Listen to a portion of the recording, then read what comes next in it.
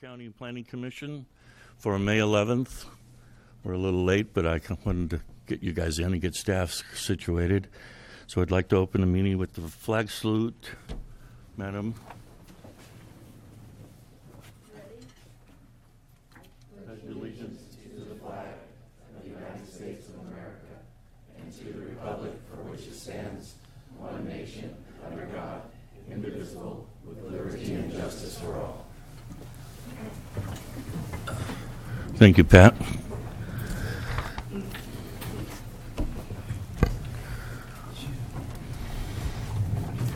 Could we have a roll? Looks like everyone's here. So public comment periods, this is for anything that would not be on the agenda right now. So if you want to speak on anything that's on the agenda later, this will not be the time for it. But if you have something else that you think might be vital to the county planning, or just like to talk, now is the time you get to do that. And you have 3 minutes. So any takers? No, you cowards. You guys never do this. Okay, so we'll move on off that. And we're on a consent agenda. Do I have a motion for consent? A second. First and a second, all in favor say aye. Aye. Okay, and we'll move on. We are going to change the two items. We're going to switch them. So the South Side Road will come second. We're going to talk about affordable housing first. So, which we think will go a lot quicker. So,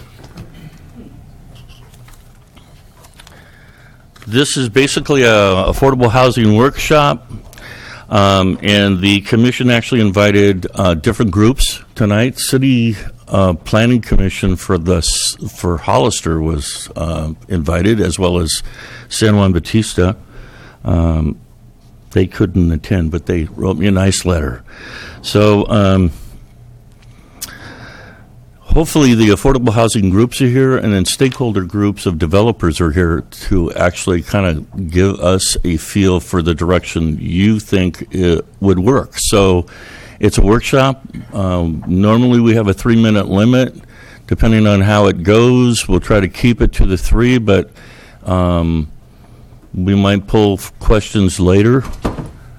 So first we'll have staff open it up. Thank you, Mr. Chair. As you stated, on April 20th, we had this item on the Planning Commission agenda, and it was determined that we wanted to reach out a little further and make sure that everyone who can assist us in development of this important ordinance were able to weigh in on it. So we have provided you with a draft ordinance in your packet. I should note that we've removed the concept of the in lieu fee at this time. The reason why is because, and I think I alluded to this before, that a study needs to be done to determine what that fee would be. So right now, if you were to move the ordinance as it is in place to the board now, it would leave the in lieu fee portion of it tabled and just simply require 15% of all development in major subdivisions, and that's 5 or more, be devoted to affordable housing. That's how it is in place at this time. Discussion of the last Planning Commission, we talked about the need for city and county collaboration, which is one of the reasons why we're here tonight. The authority of the Planning Commission, in lieu fee direction, and emphasis on rental and for sale units and income restrictions. So at this time, we scheduled this meeting to hear from the public to see if we can get some more input on it. And so I suggest at this time we go ahead and open it up and get some input. Sounds good. I'd like one question answered first. 15%. So where did we grab that number from? Why not 10? Why not 30? Well, the previous number that this county has used was 30. The commission is at their, if they want to direct us to move it to 20, to move it to 10, somewhere on there, that's fine. 15 was consistent with a lot of our surrounding areas. Okay, so that's where you got it from, surrounding areas. Okay, very good. Any commission level? No? Then we'll open it up to the public. Okay, you It's your turn. We'll call speaker cards. If you decide later, there's some yellow cards in the back. If you want to fill them out and speak later, that's okay too. Who's our first speaker?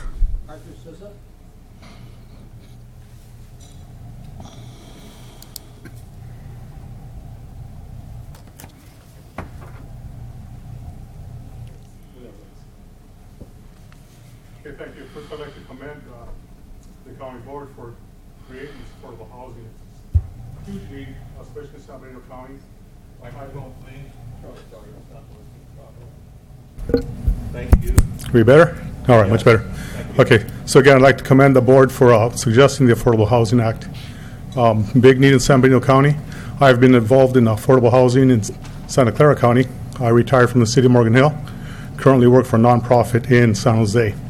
Some of the points in the flyer was asked that we have suggestions.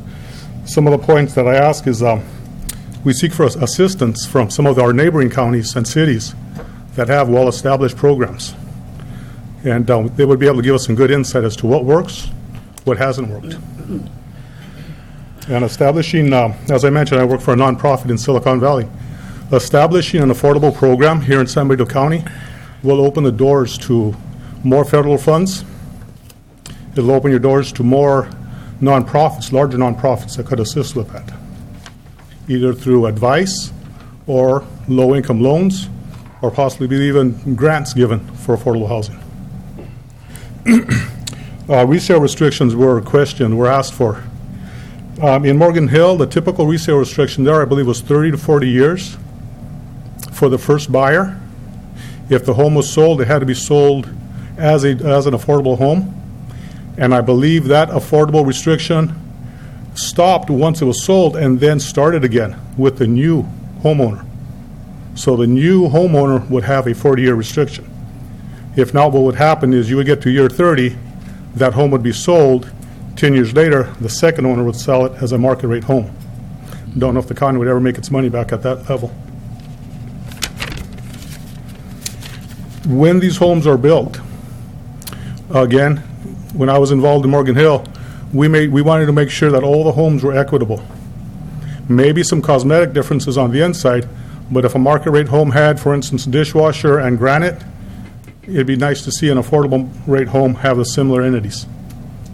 Two-car garage, same thing. We want to make sure they're similar. We would prefer they not stand out. We'd probably like to see them all the same. When selecting developers, again, this program is going to assist the county, the public. We also wanted to assist the county's funding. If we could find developers within the county to do the work, or maybe make that a request or a prerequisite of part of their getting the project, that they use local developers or local contractors. Again, in Morgan Hill, and I believe in San Jose where I'm at, we give a 5% increase acceptability if a contractor comes in. If a local contractor comes in 5% higher than the lowest bid, that's acceptable. It keeps your money in the county. It gives your local workers work to build these homes. Thank you. Thank you. Thank you. Next card. Seth Capron.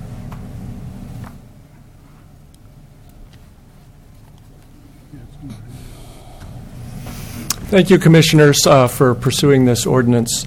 I got a chance since the last meeting when I spoke to go through the ordinance in some detail, and it was refreshing reading the first couple of pages of it where it sort of lays the groundwork for the ordinance. It really...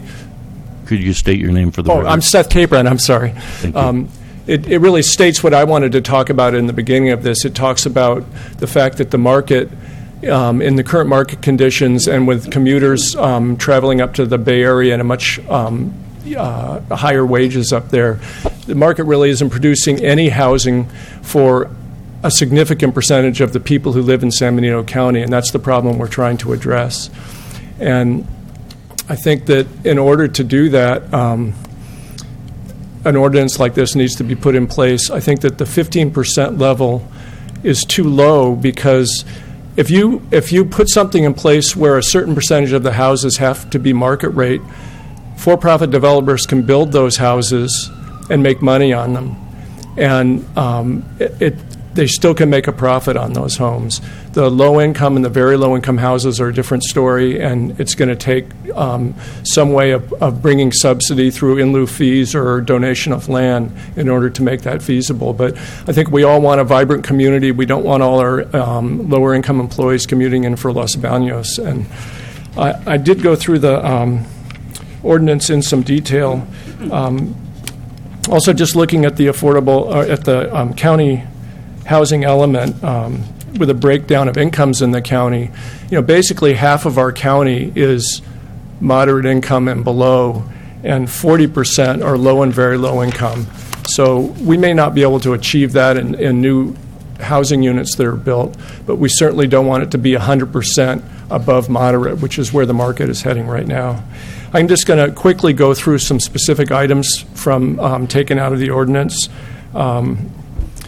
I think that in terms of exceptions at 2103-004B, I think that there should be some language, more specific language, stating why you would grant exceptions to the ordinance.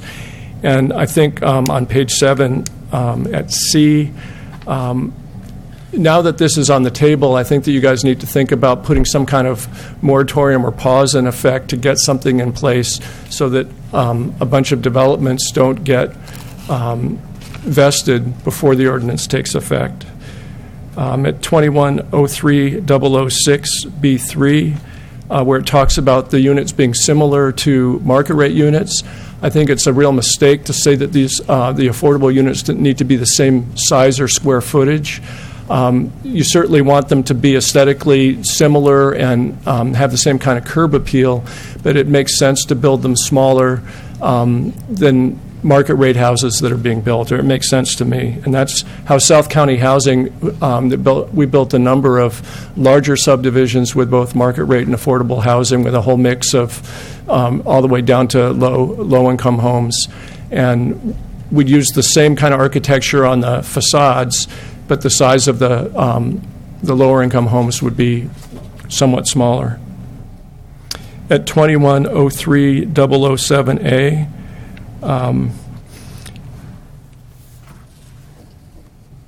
when you're allowing off-site units, and if you do in lieu fees, I'd say the same thing. I think that it's preferable, from my experience, it's preferable to include the affordable housing within communities of market rate homes. And if that's not going to be done, the ordinance talks about having more affordable housing created with an in lieu fee or an off-site construction. And I think you should state a percentage of how much more, not just one more unit. I think that there should be a significant increase in units if someone's going to build the housing off-site.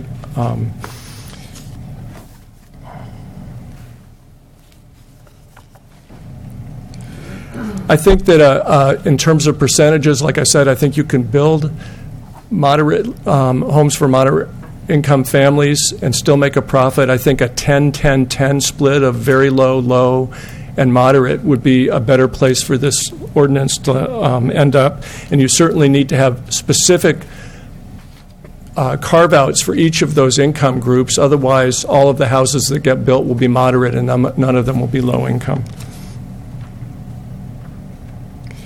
At 2103-010A2B, where it talks about a maximum increase in price for improvements someone's made on the home. The wording in there was such that someone could make minor improvements and still get a 10% increase. That should be clearly stated as a maximum, not just anybody who makes any improvement gets to increase the price of their house by 10%.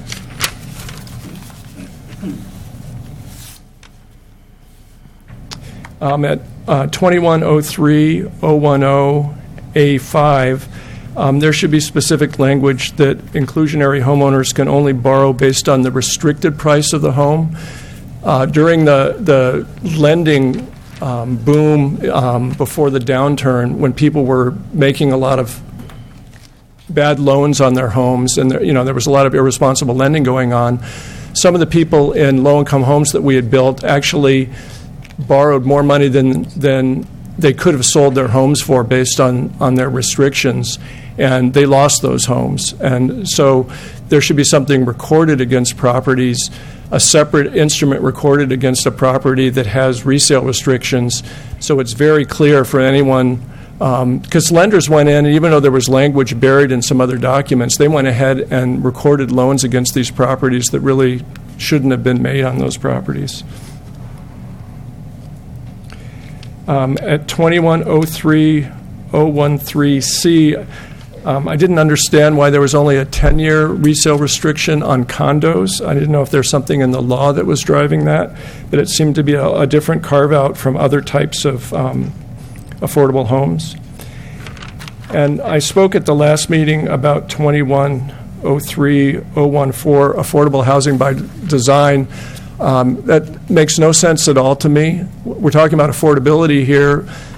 It could be done through design. It could be done through outside subsidy. You know, different builders or nonprofits could bring all kinds of tools to the table to create affordable housing, but doing something by design that isn't affordable doesn't have a place in this ordinance. The ordinance is about creating affordable homes, not building on smaller lots or however you would approach that by design.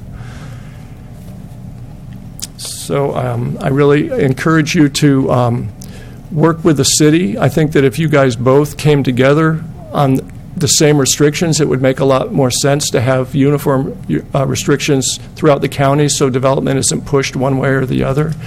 And I hope that you can get something in place soon because, you know, if thousands more homes get entitled before this gets put in place, it's going to be harder to catch up and make sure we build a balanced, thriving community. Thanks very much for your time. Thank you. Next speaker. Marty Richmond. Michael. You can still control the three. Yeah, no problem. Thanks. Be able to do that. I noticed. Did you say my name? Did you? I couldn't hear you well. Yes, yes, your name. Thank you. Good evening, Marty Richmond from Hollister. I just came out of the budget meeting at the city, so I'm a little goofy here, so just bear with me. I promised you last time when I was here that I would look into some issues concerning this, and I did a lot of research, and it gave me a headache. I think we're going to do a fact-based program, whatever it is. And what concerns me is the people come up and say a lot of things, and I have no horse in this race. I'm not a developer of any kind of housing, and where I live is kind of developed to the max. There's no space for anything else.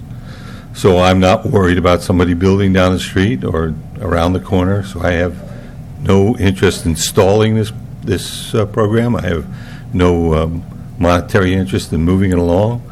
The only interest I have is to do things right because I live here.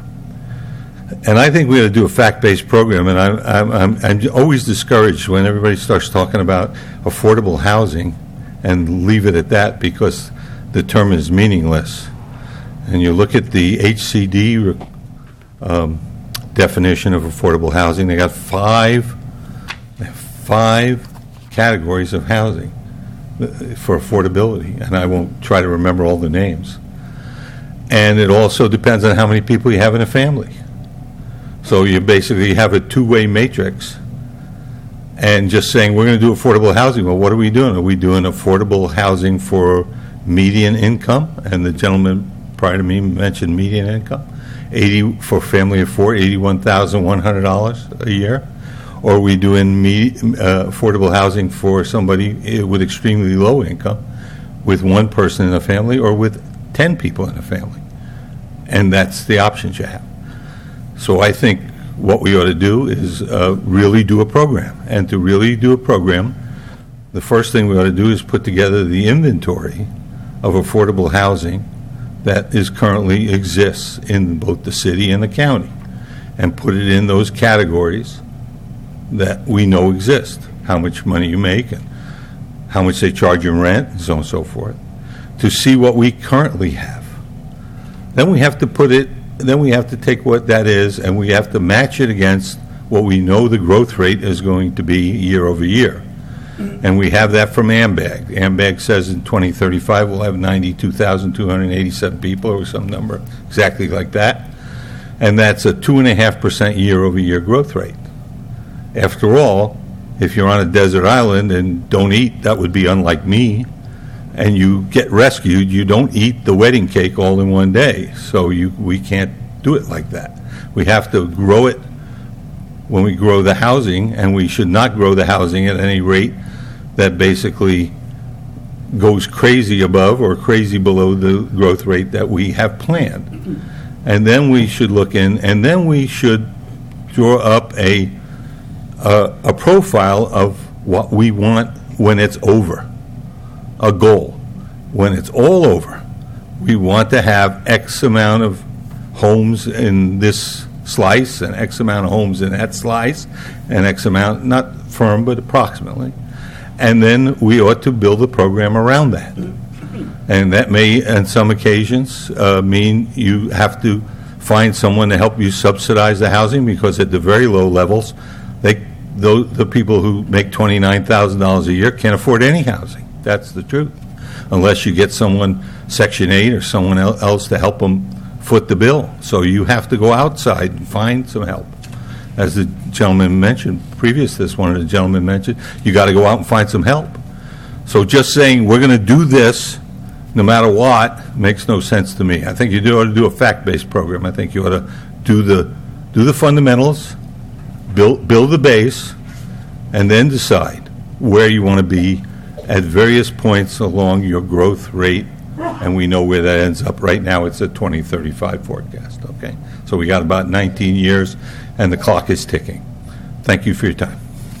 Thank you for your input. No more cards?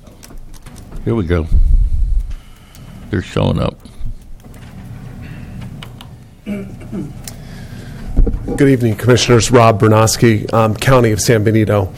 What caught my attention on tonight's meeting, and the subject matter was an ordinance, the potential for one mandating affordable housing. This county certainly does need affordable housing. It's very hard to recruit people to come work here, even for government jobs like student teachers and things along those lines, because it isn't affordable for the middle class, family to buy a home here right now. But doing things by ordinance can lead to negative consequences. I have friends that were able to buy affordable housing, mandated homes, for example, in Salinas. But what happens is, instead of them getting a slice of the American dream, they get trapped because of the very things that the two speakers previous to me had said. There's mandates, what those properties can sell for, and the loans that can be put against them, and the improvements that can be made. And, it's government mandated housing. And instead of passing an ordinance, I'd rather see the County of San Benito give incentives for builders to build affordable housing, or to do it through zoning regulations to say, in this particular parcel, you can only build an apartment complex, for example. But mandating that a builder or the county have so much affordable housing it's just a disaster. It's not going to get you what you want. And again, people buy homes because they want a piece of the American dream and to be able to move up when their family grows. But for a starter family that has one or two children and then they have two more, they can't sell their affordable housing home because of the restrictions that are on it. Also, it's not talked about a whole lot, but whenever you have government-mandated housing issues, big things can happen. A great deal of the 2007-2008 financial institution meltdown was due to the Community Reinvestment Act, which mandated that financial institution make loans to low-income and otherwise people that could not afford those mortgages. So when there was just a slight glitch in our economic cycle, all of a sudden, these people could not afford to make their mortgage payments, and it led to the huge meltdown. Again, it's very hard to understand, but I cut my teeth in that industry, and I fully do understand it. So please consider not having council pass an ordinance, but doing it through incentives for builders to accomplish the goal of having more affordable housing in the county. Thank you. Thank you for your comments. Next speaker.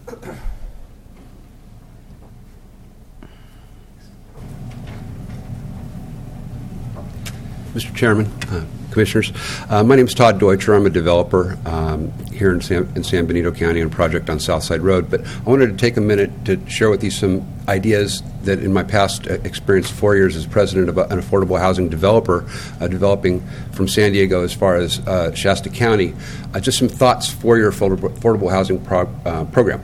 The first one I would say is, one, any good developer, a reputable developer, is willing to participate in some kind of affordable housing program.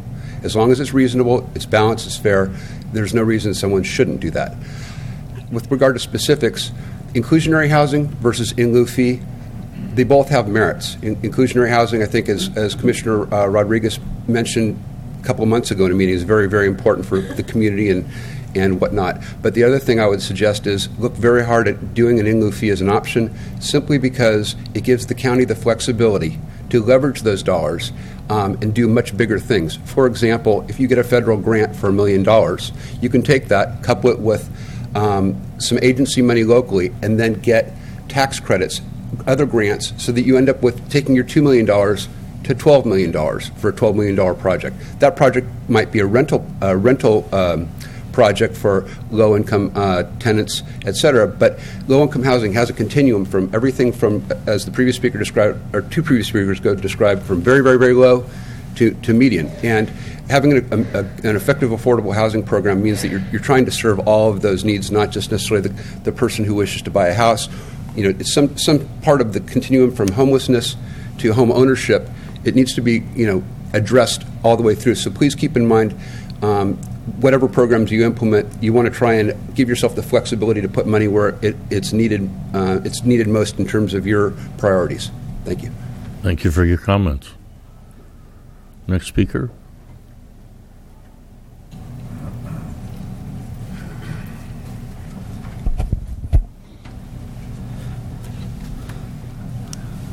Good evening, Mr. Chair, members of the Planning Commission. My name is Alfred Diaz-Infante, president of CHISPA. We're an affordable housing developer. First of all, thank you for continuing the discussion on this item, a really important item. As you can imagine, I'm encouraged to see that the conversation continues with respects to having an ordinance in place. 15% is a good start. I think the county could do better. I'm more familiar with the ordinances in the County of Monterey, which is at 20%, and then also the City of Salinas, which is also 20%.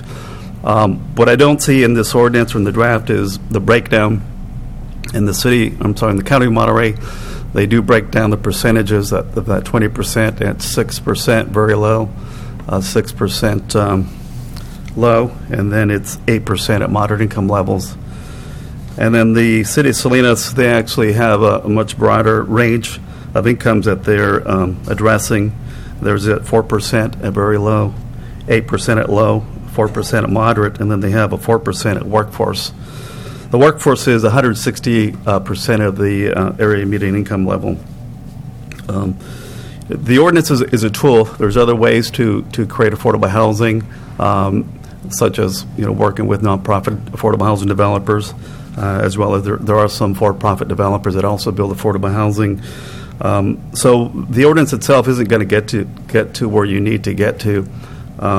For example, the San Benito County Regional Housing Needs Allocation Plan, dated July 2014, indicates that the projected need is for very low income is 23.7%, and then 14.4% for moderate, and then 19.6% for, it's 23.7 for very low, 14.4 for low, and then 19.6 for moderate. So the combined of those three income categories where the need is for the county moderate of San Benito is 57.7%. It's very difficult to get there with the ordinance, so it's going to have to be a combined effort between an ordinance as well as working with the developers that build affordable housing. So one, I think it's important for the county to look at how do you break down those income categories between the very low, the low, and the moderate. And then the other thing is how do you break that down with respects to rentals and home ownership.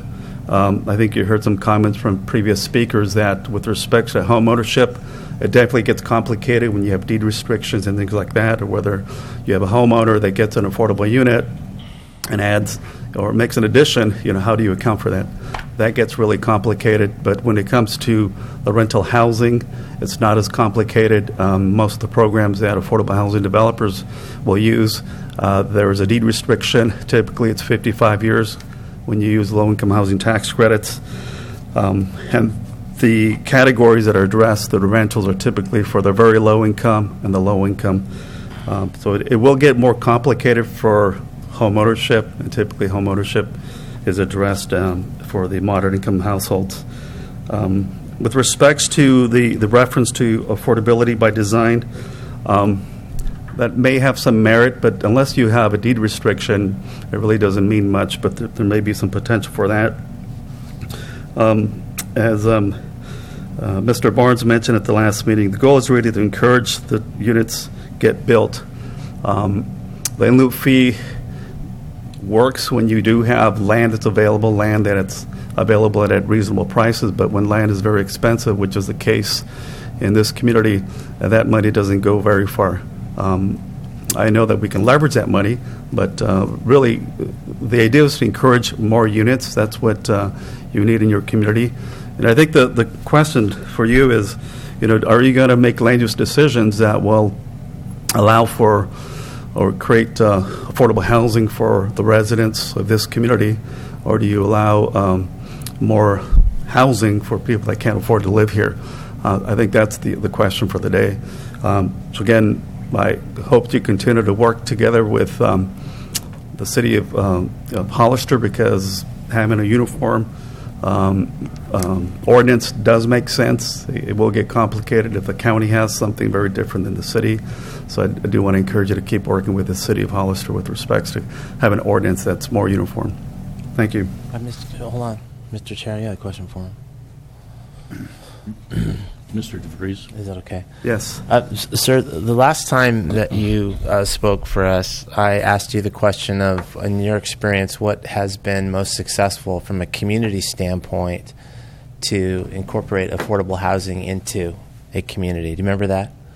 And I remember you asked me about schools and affordable housing.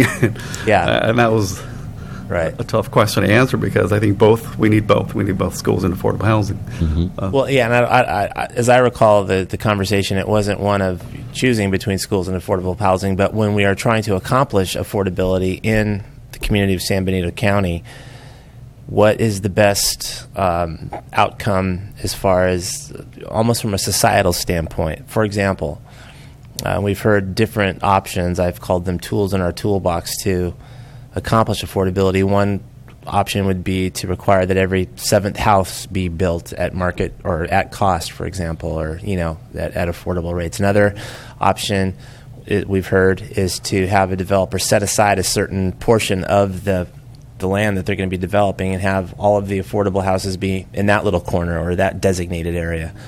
Another option is the collection of in lieu fees, to have those resources allocated then to a property, albeit expensive, but perhaps more closely located to public resources and transportation and so forth. And my question to you, since you have more experience than any of us do regarding affordable housing, what have you seen in your experience in communities as producing the best outcome from a societal standpoint? Very good question. My experience, I think the most success has been when the jurisdiction has an inclusionary housing ordinance, and then the market rate developer will work with a nonprofit, and they will set aside property within that development for affordable housing. That's what's happening, for example, in the former Fort Ord, which is known as East Garrison in the county of Monterey. There were 2 sites that were set aside for affordable housing. First phase was built by another affordable housing or nonprofit affordable housing developer. And then we're currently in the plans of, we're currently drawing our plans for the apartments within that subdivision.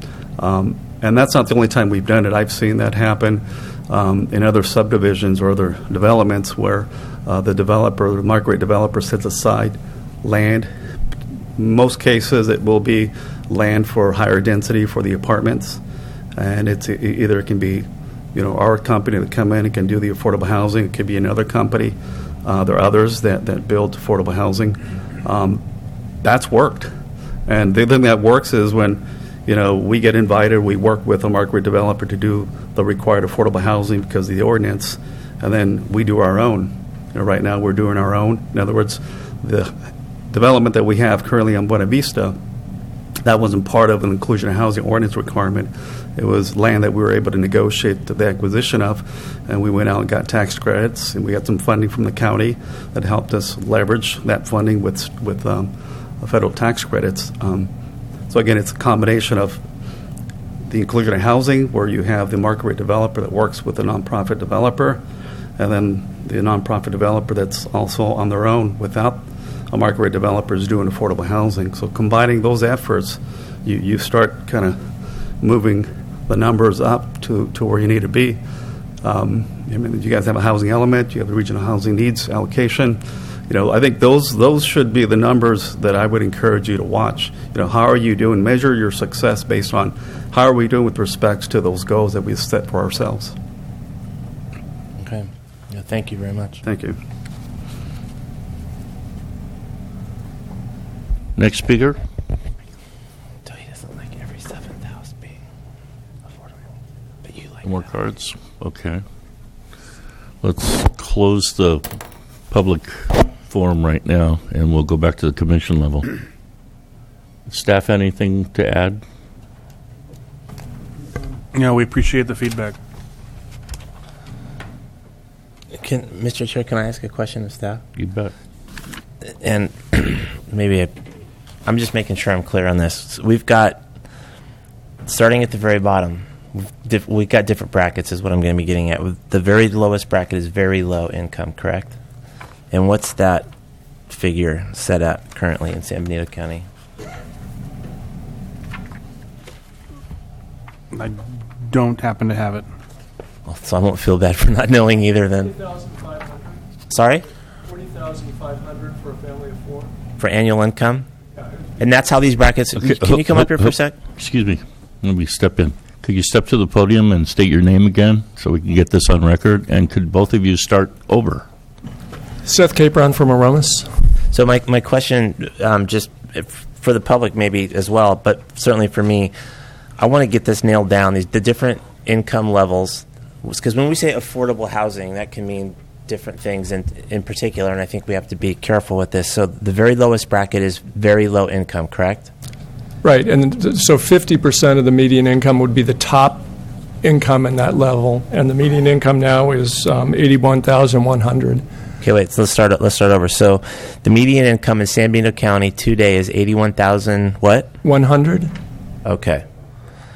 And then the next level below that is affordable / moderate. And are those synonyms, by the way? Affordable is the same as moderate? Affordable isn't usually a term that's used in the context that we're talking in now. It's very low income would be 50% and below, and low income would be 80% and below. So low income would be about $65,000 and below. Is there a category above low income? And then moderate income Okay. would be 120%. That would be $97,000 and below.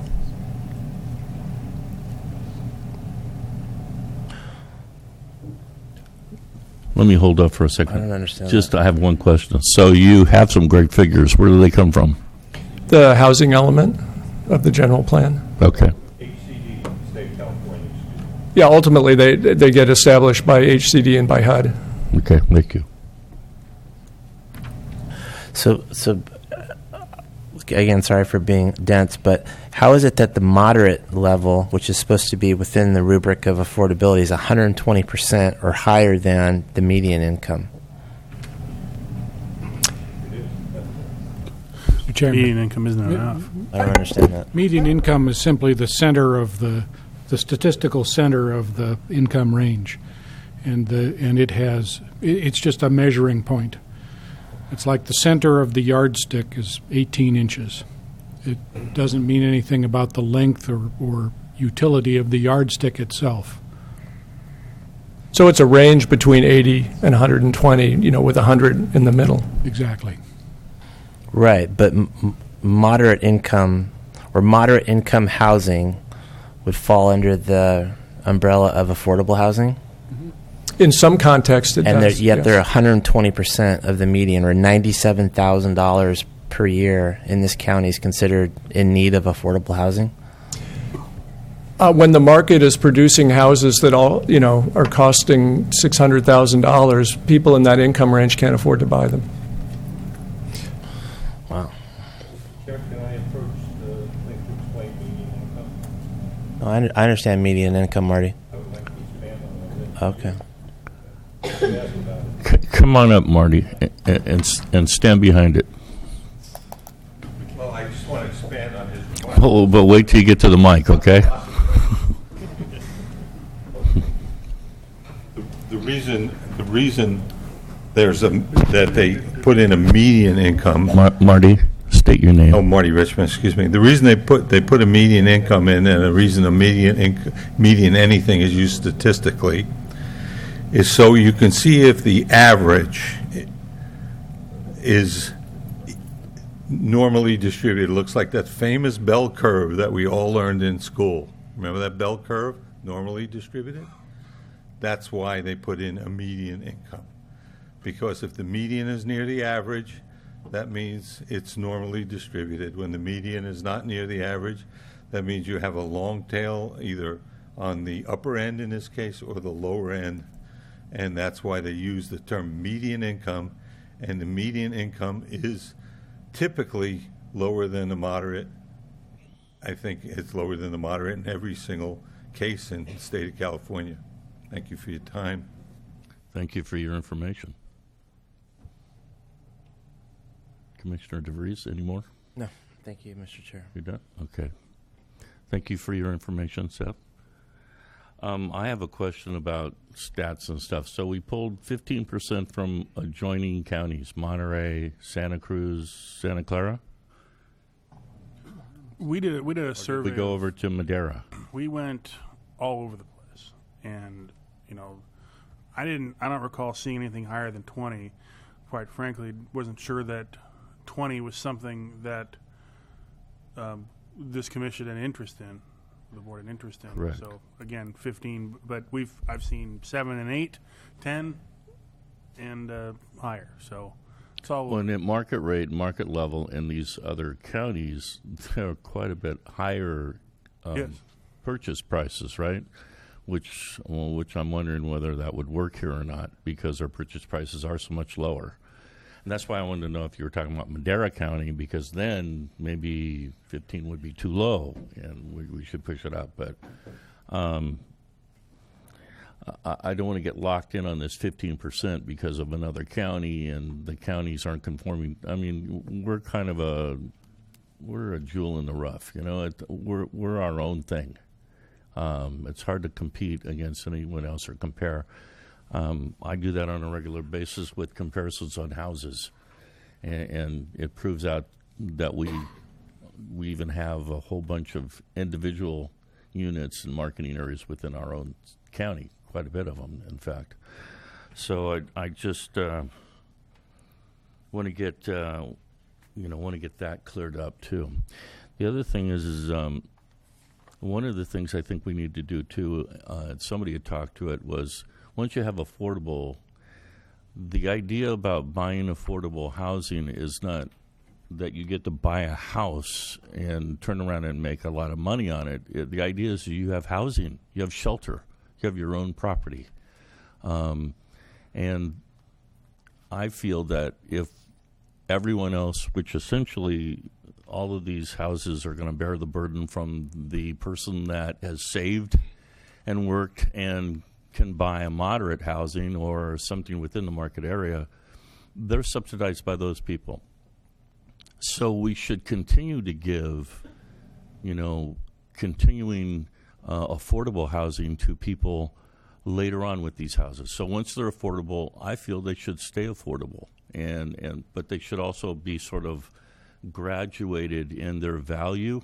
If they do turn around to sell, there should be some way of determining a fair price without holding them down to an unreasonable low price if they are going to roll it over. But they should always be affordable. Everyone else has basically put the money and earmarked it for that use, and it should be a continued use, at least in my eyes. If you're going to give money to your church or to a community fund or something else, and you say, I want this to go to this statue, that's where it's going to go, and it's not going to go for a year or two. It's always going to be there. And I think affordable should be looked at in that manner as well. I think we have to kind of get a lot more input and kind of rework this a little bit. But Pat, any comments? You have some really great stuff. Well, I'd like to thank everyone for coming tonight. I think it's great that we have different outlooks, I guess, on this. And I really go back to my original thought on we need to get these houses built. And, if it takes corner lots with duplexes, then that's what we have to do. We can study this forever and not get anything done. We have got to make some tough decisions, and I know government hates to make decisions and roll them back, but if that's what we need to do, that's what we need to do. But we have to move this forward. Okay. Thank you. Commissioner Culler?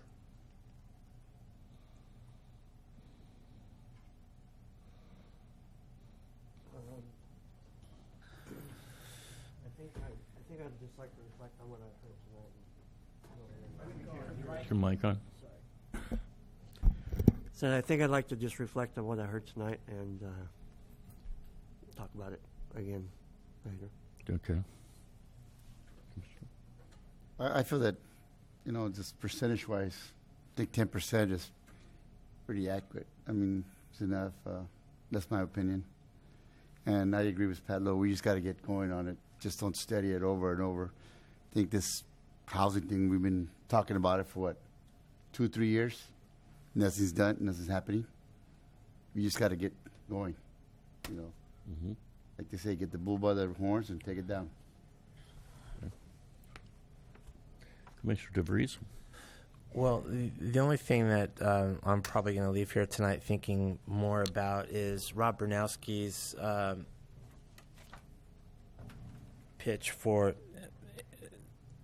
incentives. Let's just say that, just economic incentives. But as I think about that, and as I think about it, will think about it some more, I'm wondering why an affordable housing ordinance can't have both incentives and requirements. Why can't you have carrots and sticks all in the same package? I don't know any reason why you couldn't.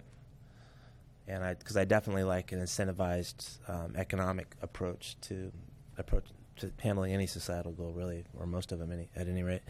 So I like that idea a bunch. I don't know how you would do it. I don't know what the devil's in the details, but something I think worthy of exploring. Mr. Chairman, Okay. very, very quickly, you had asked, I think it was you that asked about Madera County and the median income in Madera County in 2014, I don't know whether it's for a family of 4, but that's usually what's reported, is just over $45,000. Madera County affordable housing requirement is very low income, 15%. Low income, 10%. Moderate income, 25%. That's a total of 50%. So say those again, Brent. Very low income household, 15%. Of their median, which is what? No, that says the median is $45,145, if I remember the number correctly. Just over $45,000. In Madera? Yes, sir. Okay. The requirement is for 15% of housing to be very low. Low income, 10%, if I'm reading their ordinance correctly, and moderate income, 25%.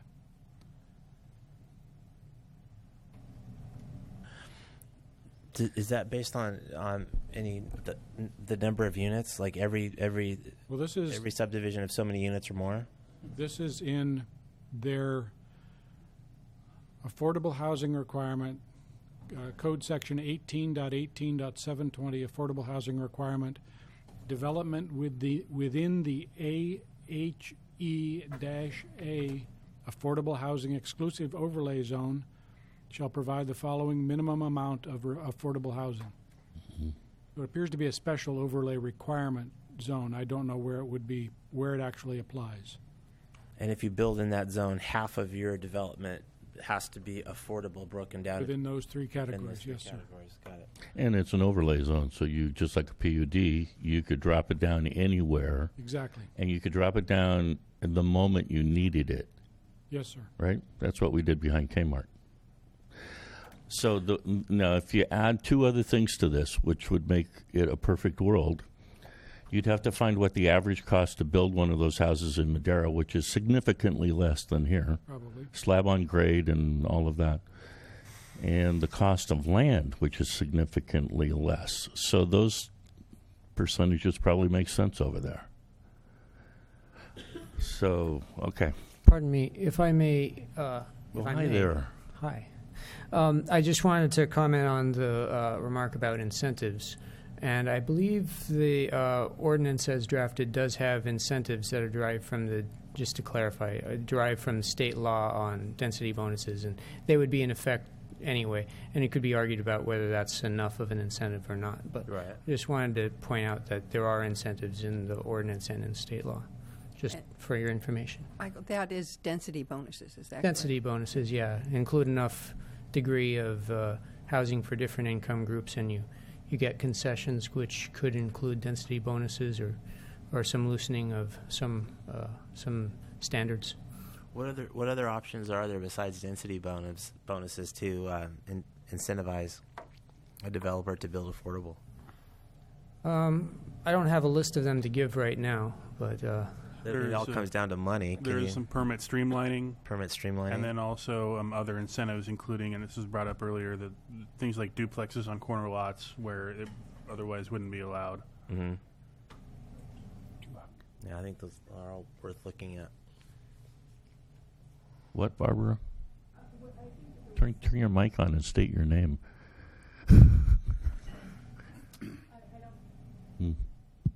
There you go. Okay, I don't know whether the commission wanted to open the public comment, but I believe that there was a member of the public that wanted to comment on that issue. Okay, thank you.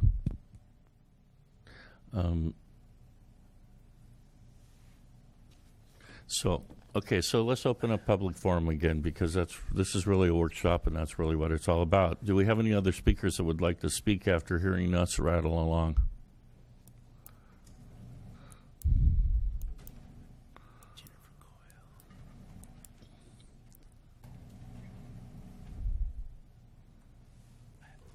Any for the affordable housing? No? Okay. You got your turn. The lady in the second row, your turn.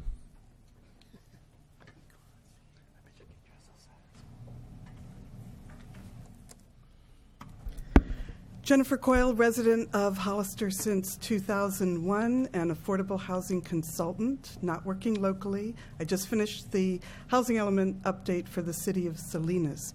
And I've worked in inclusionary housing ordinances for the city of Sunnyvale and Palo Alto. Inclusionary housing is the easiest, fastest way to get units. Now, in terms of rental, the Palmer case, of course, versus Los Angeles has interfered with cities' ability to have inclusionary housing for rental units. However, there is a bill in the Assembly as we speak that is going to correct that and would give local cities the power to have inclusionary requirements within rental projects. So I would encourage you, if you have a lobbyist in Sacramento, to work on that. Because the economics do work out.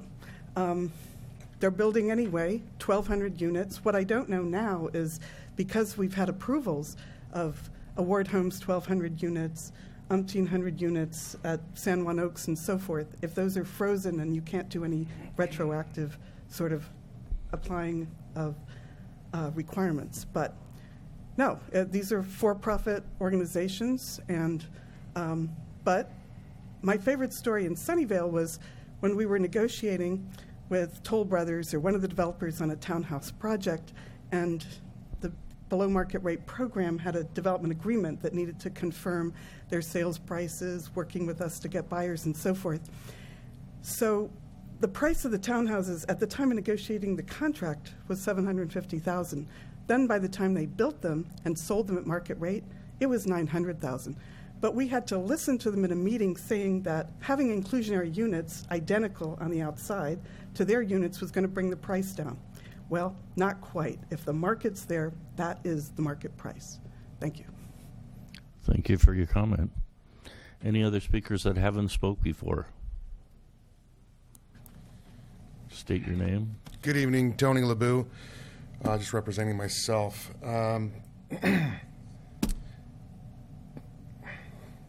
Being that there's no real free lunch out there, who does affordable housing really truly help? But with that being said, it's kind of hard to ask a developer or any contractor or anything of that nature, person building 5 or more units, to allocate 15% of their development for affordable housing when the current growth rate of San Benito County is well below that. If we're below 10%, don't you think that the affordable housing should be in the same line or same amount as what our current growth rate is? And that'd be realistic. You know, asking for someone to go above and beyond what our current growth rate is, I believe is unrealistic. If you are going to request that the affordable unit is for 5 units or above, what about the people that are only going to be doing 6 units? Do they have to build, you know, how much of that, how is that going to work? There should be some kind of in lieu or some way to set aside funds so that they can just do the 6 units and not have to do 15% of their, or whatever the number is going to be. So based on that, that's what I feel is what the number should be, is it should be equal to what our current growth rate is in San Benito County. Thank you. Thank you for your comments. Any other speakers that haven't spoke before? Okay, now we'll open it up to previous speakers. State your name. Seth Caper, and I just had one more brief comment. Looking at the big picture, with the market conditions pushing prices up, bringing in higher income buyers, raises the cost of land. An ordinance like this, in the long run, is going to help solve the problem because it's going to lower the cost of land some. If a builder knows that he's going to have to set aside a certain percentage of the land for affordable housing, he's not going to be able to pay as much for that land. Right now, the price of raw land is being pushed way up by this sort of artificial market force. And I know that you guys don't like to, you get outside your comfort level, pushing beyond just sort of more regular zoning and planning. But at the end of the day, as a community, we have to decide what we want our community to look like. And if we don't put some things to tame that a little bit, we know what the result will be. We've seen it before. Okay. Thank you. Just for your information, I've been doing real estate for 29 years. And I haven't seen that happen. And dirt's dirt. And the builder will come in and either buy it or he won't buy it. And if it doesn't work, they move on. But the price doesn't go down. It just stays at market. Okay? That's my observation. Marty.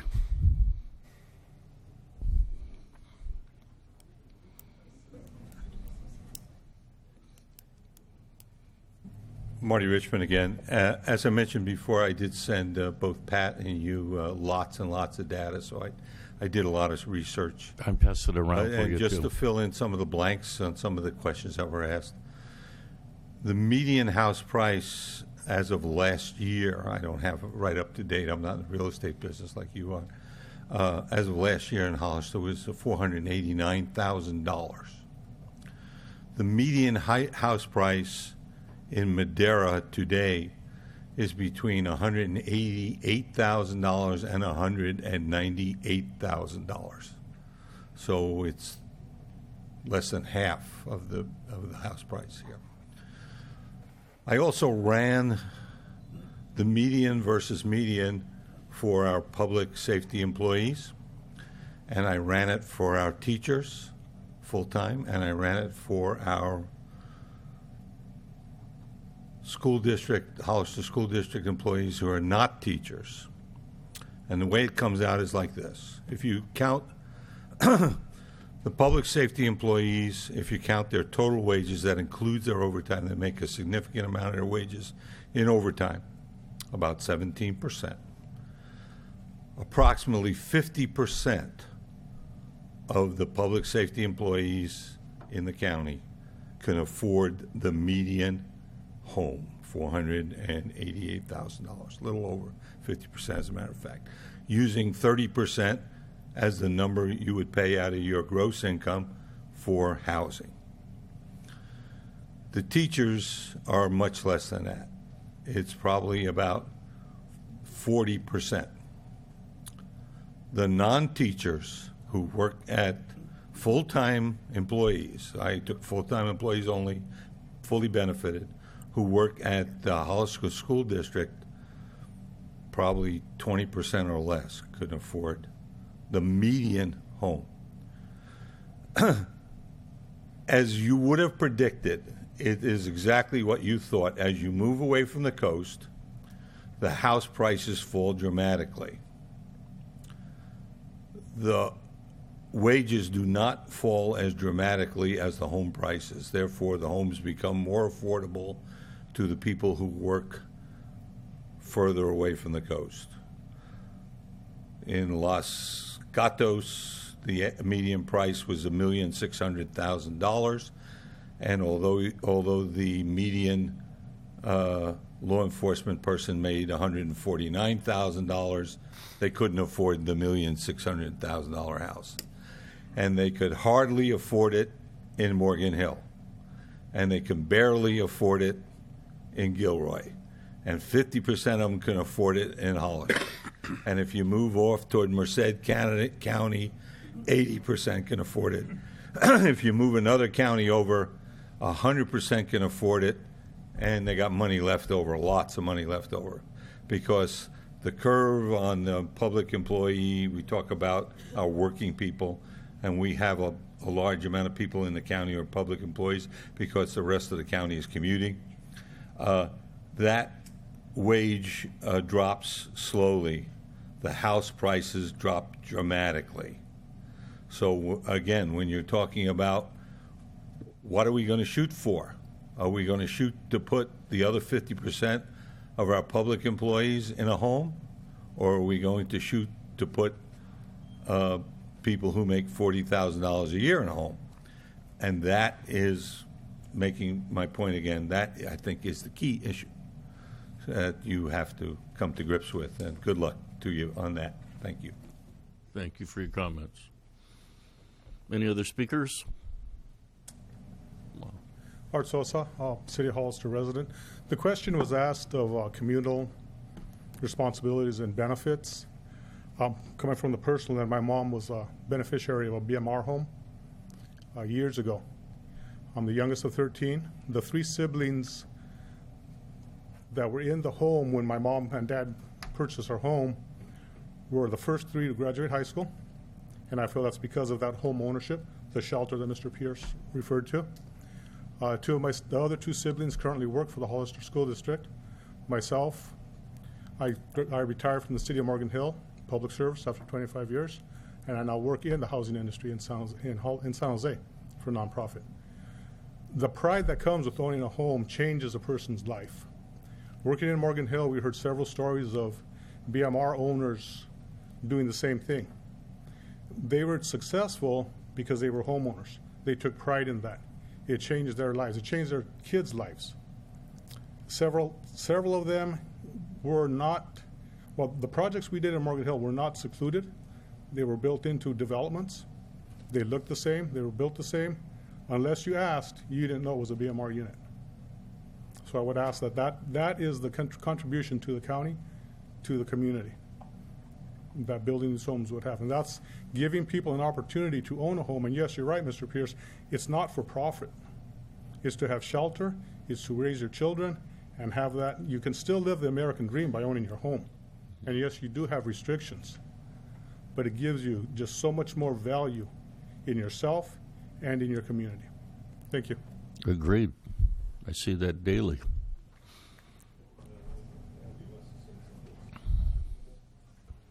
Michael, I promise I'll get you a card. Jason Noble, Trespinos. Can anybody name the two projects that exist in the county of San Benito besides Ray that have affordable housing components? You're supposed to be directing this up here, Jason. Anybody than Ray on the board? Can anybody answer that question? What was the question, Jason? What are the two existing subdivisions that have affordable housing components within them that were done in the last 25 years?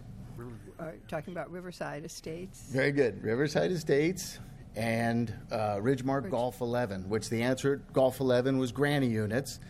And the reason why Riverview Estates was a successful project was the land was owned by the county.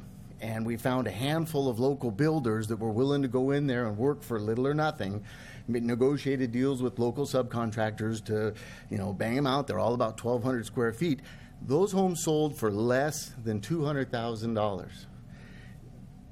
Unfortunately, housing goes through cycles. Maybe it is fortunate. The housing boom of the early 2000s was met with ordinances here at the county. The meltdown of 2007 and 8, the need for more housing, those ordinances were stripped away.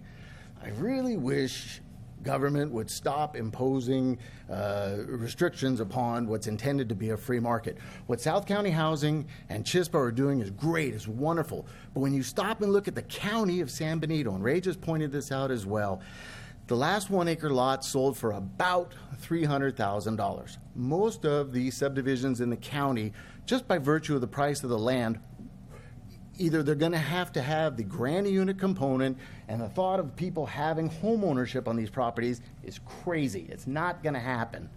So when these discussions, and Abraham's sitting over there, I wish he'd get up and say something about what the city's doing, and that'd be terrific. But I think these are issues that are more directed where the city can offer greater units and the cost of these can be spread out over a larger subdivision than something that's going to occur in the county where the price of it automatically prevents anyone that within these median, low and very low income levels, even the thought of ownership. They're going to be renters in the county. It's going to be a rental because of the typical lot size is so much larger. Another reason why I wish this would be more of an ordinance that if you're going to discuss it, it'd be directed at a city level, not at a county level. Thank you. Jason, don't run off. I got to run. Okay, that's true in most cases out in the far county. But look at the map behind you. We're talking about south side of Union, and then now we have water and sewer densities, and now we have city densities. So we're basically bringing up our bit for the county. I totally agree with the prices, and that's why I keep saying affordable is about city or close to city just because of the land value. Right. There's just no way around it. But if you're addressing it in addition to the very large shaded area on the map behind me to areas that are AP zoning or RR zoning, these are unrealistic expectations or restrictions to impose upon them.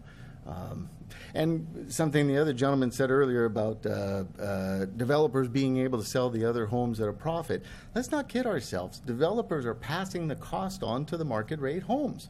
Yeah. It's not being eaten by the developer. Everybody else here is paying for it. Agreed. Can I go? I hate it when we agree. Okay. Thank you. Okay. State your name. Rob Bernowski, County of San Benito. I want to address the incentives part and specifically what two speakers ago said. When a county passes an ordinance that says you must do affordable housing and then puts restrictions on those affordable homes, to your point, Chairman, it's a false promise. You're taking them from being a homeowner to a renter. But here's the thing.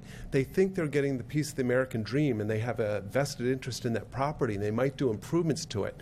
They might, they might put in crown molding. They might paint it several times. They might put on a new roof. And you do those things to preserve the value of the house so that you can sell it down the road. But if there's restrictions on the sale of that, you've just turned them into renters. I'm a landlord. The best phone call I get is when my tenant calls and says, hey, do you mind if we paint the living room? Or do you mind if I put a tree in? Sure, I didn't have to pay for it. But when I go and sell that property or go to rent it again, I'm going to get a premium for those improvements. And that's the downside of what this ordinance does if it puts things like you can't sell it at a profit. That's why most people do buy homes. You're right, for shelter, but they're making an investment. They're paying property taxes. They're paying all of the insurances on it, and they're making improvements to it and taking care of the termites and upgrading the plumbing and the kitchen counters. We do that because it adds value. But when you put those restrictions on in the program that you're talking about, that you don't get the benefits of the ownership, and it's a false promise to those people. You need to talk to some of the people that have taken advantage of that, because all of a sudden, like I said, they think they own a house now that's worth more, and they feel like they're getting a return on their investment, but they're not. It's the exact opposite. Thank you. Thank you for your comments. So basically what you're saying is we have to educate them better before we sell them the house. Because like you said, okay, so, and what I had stated before, is if there's an addition of value to it, that should be adjusted for in their sale price. But it should still be in an affordable range, because everyone else that contributed to that pile of money that took 30 or 40% off of that value of that house so they could buy it, they should be honored as well. Yes, but do keep in mind, a lot of the people that would qualify for these programs, they're not sophisticated chief financial officers or in roles like that. I think you're underestimating the group. Well, again, I disagree. That's why so many people got into horrible mortgages, because, again, they were buying the sizzle, of course, home ownership, and I can afford to get in there. And then the reality sank in 2007, 2008. Mm-hmm. And they got foreclosed upon, and they got kicked out of their homes. So, well, you and I can have a talk later about lenders and predatory lenders and all that kind of stuff later. But I'm making sure the county thank you doesn't for your become comments. like that. Yes. No. Any other speakers?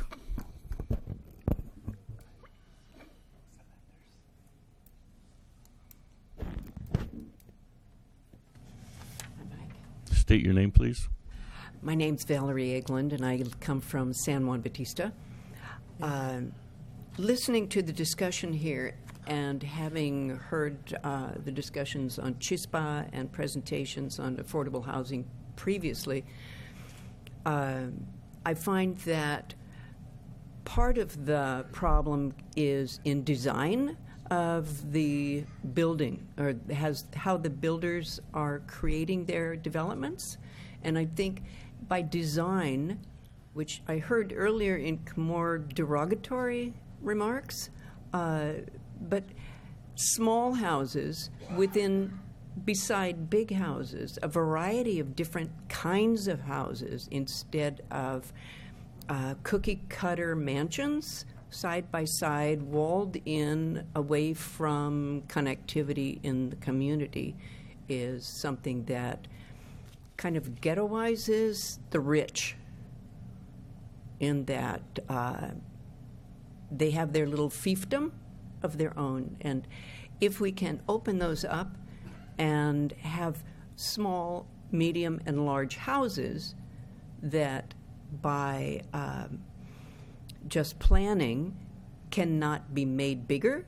You've got a little house, people can buy a little house, and then they can sell it and buy a bigger house, and let the market take care of those things. And don't forget to have a lot of parks around these places. Agreed. We're working towards that. Thank you for your comments. Any other speakers? Okay, thank all of you for participating. That's what this is about. And we'll close public forum, and we'll take it back to commission level. And my question to staff is, do you feel that you have enough information that we can take it back to this ordinance, implement them into the ordinance, and then bring us up a finished product so we can vote on it and get this going? Yes, we do. Okay, how long? We can have this. I believe we'll be shooting for this on the next planning commission meeting. Next regular planning commission? So we're leaving in Next week? out? Not next week. The June That's meeting. the next regular one. It's All right, next June week. meeting. You're already committed. So maybe I missed that at the... Do you- Okay. Can I ask a question? Is that okay, Pat? Fine. That work for you? Did you hear my question? Then this is actually a workshop. Mr. DeVries, do you have any finishing statements? Yes, I'd like Marty to teach me what a median is again. No, I'm just kidding. Are we leaving in lieu of fees out then for the time being, and if so, putting them back in later? Or what's the program there? We can't. Because before you answer, because as I understood it from last time, the choice was stop the train until we have a nexus study done and then revisit at that time, or get something in place now. Although everyone agrees that it probably should have an in lieu of fee component.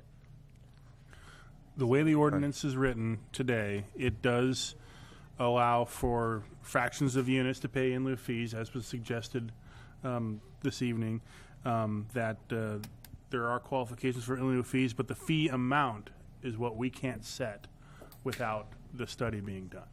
So we can get the ball rolling. We can bifurcate the two and say affordable housing is required, and we're working on instituting the in lieu fee, and we don't think it would take that long. So if someone's a developer and says, okay, great, I want to pay in lieu of fees, then what you say, well, you're going to have to wait a while.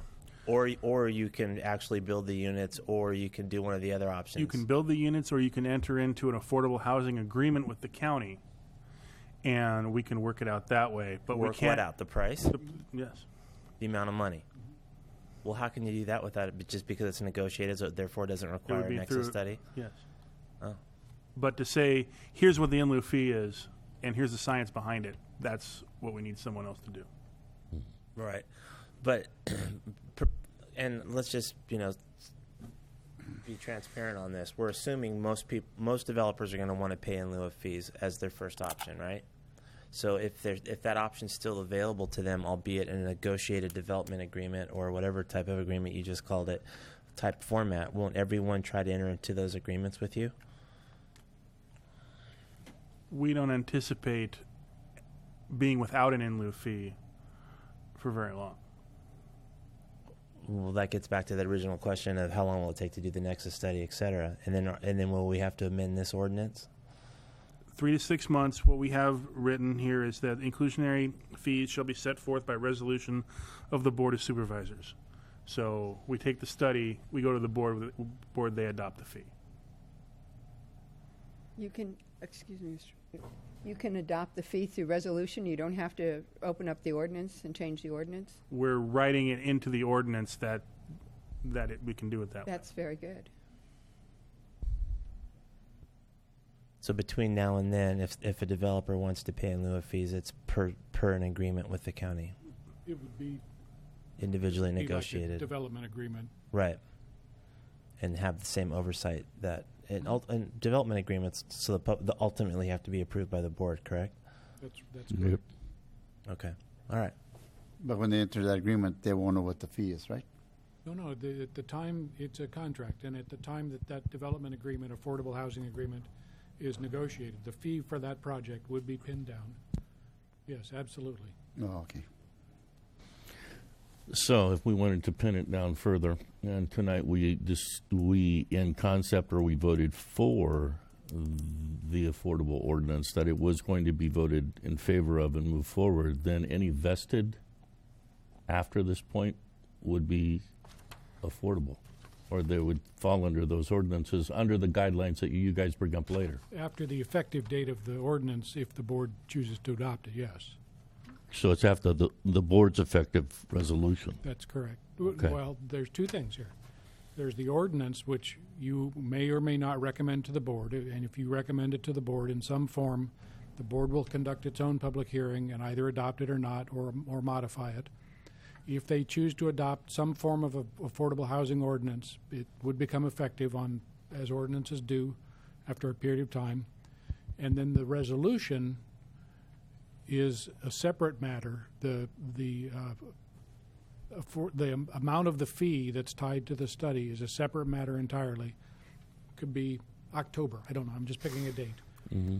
In the interim, if a developer wanted to come and do a development contract, a development agreement, affordable housing agreement, whatever we call that, with the county, we would negotiate that contract based on whatever science we know and the circumstances regarding the project and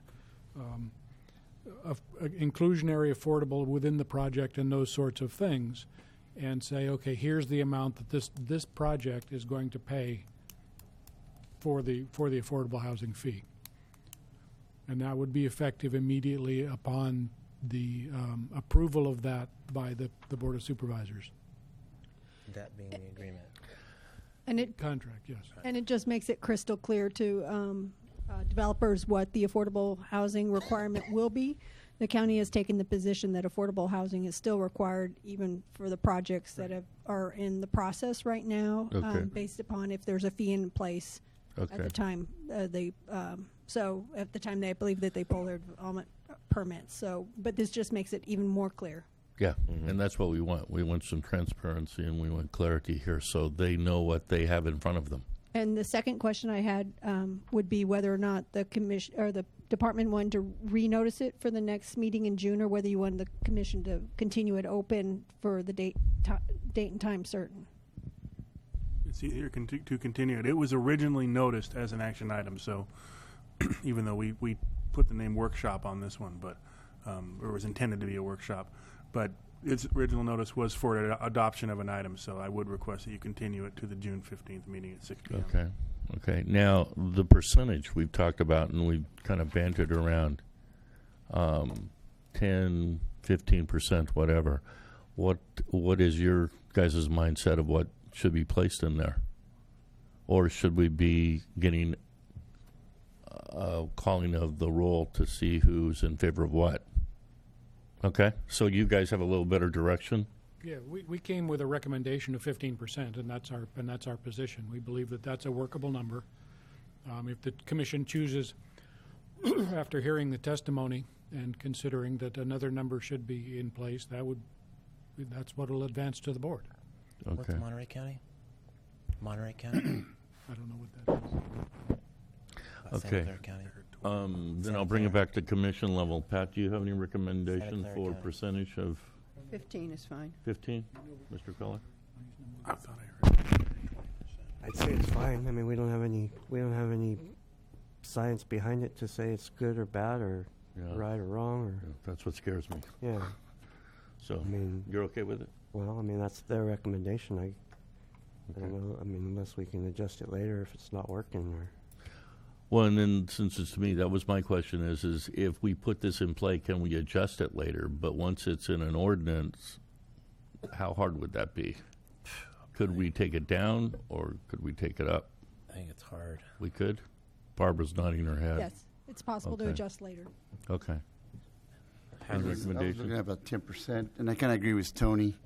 The county's not going 15%, so 10 to me sounds reasonable. Okay. Commissioner DeVries, any recommendation? I was just trying to check out Monterey County. Monterey County is 20% also. Santa Clara County is 20%. So if we're at 15, we're 5 below the county to the north and the county right next to us. Mm-hmm. Seems pretty reasonable. I agree with you guys. I don't see there being any science to this at all. Yeah, it's that's just kind of like, what's everybody else doing, you know? Yeah. How are they addressing this problem? Well, and that's the problem with it. We're like 4 times below the purchase price, too. See, so it's like, to me, none of it Monterey makes any County's sense. probably, we're 4 times below? Pretty much in certain areas, yeah. I mean, our pricing, and once you go east, look what happens when you go to Los Banos. Well, yeah, that's almost meaningless because it's so different. But I think Monterey County and Santa Clara County are good indicators for us. And Okay. if they're at 20 and we're at 15, I think that's 15's okay? Okay, Feels pretty so it looks like consensus is 15. We can move forward with that, and then I need a motion to continue this on to the next meeting, So moved. regular scheduled meeting at a designated time. 6 p.m. So moved. So that's the June 15th meeting, not the next regularly scheduled meeting. Okay. Oh, that's right. I stand corrected, thank you. 'Cause this The is June special. 15th meeting. Right. At 6 p.m. I have a motion? Yes. Can I have a second? Second. All in favor? Aye. Aye. There you go. That was easy. Well, let's take a 5-minute break, and then we'll get to the fun stuff.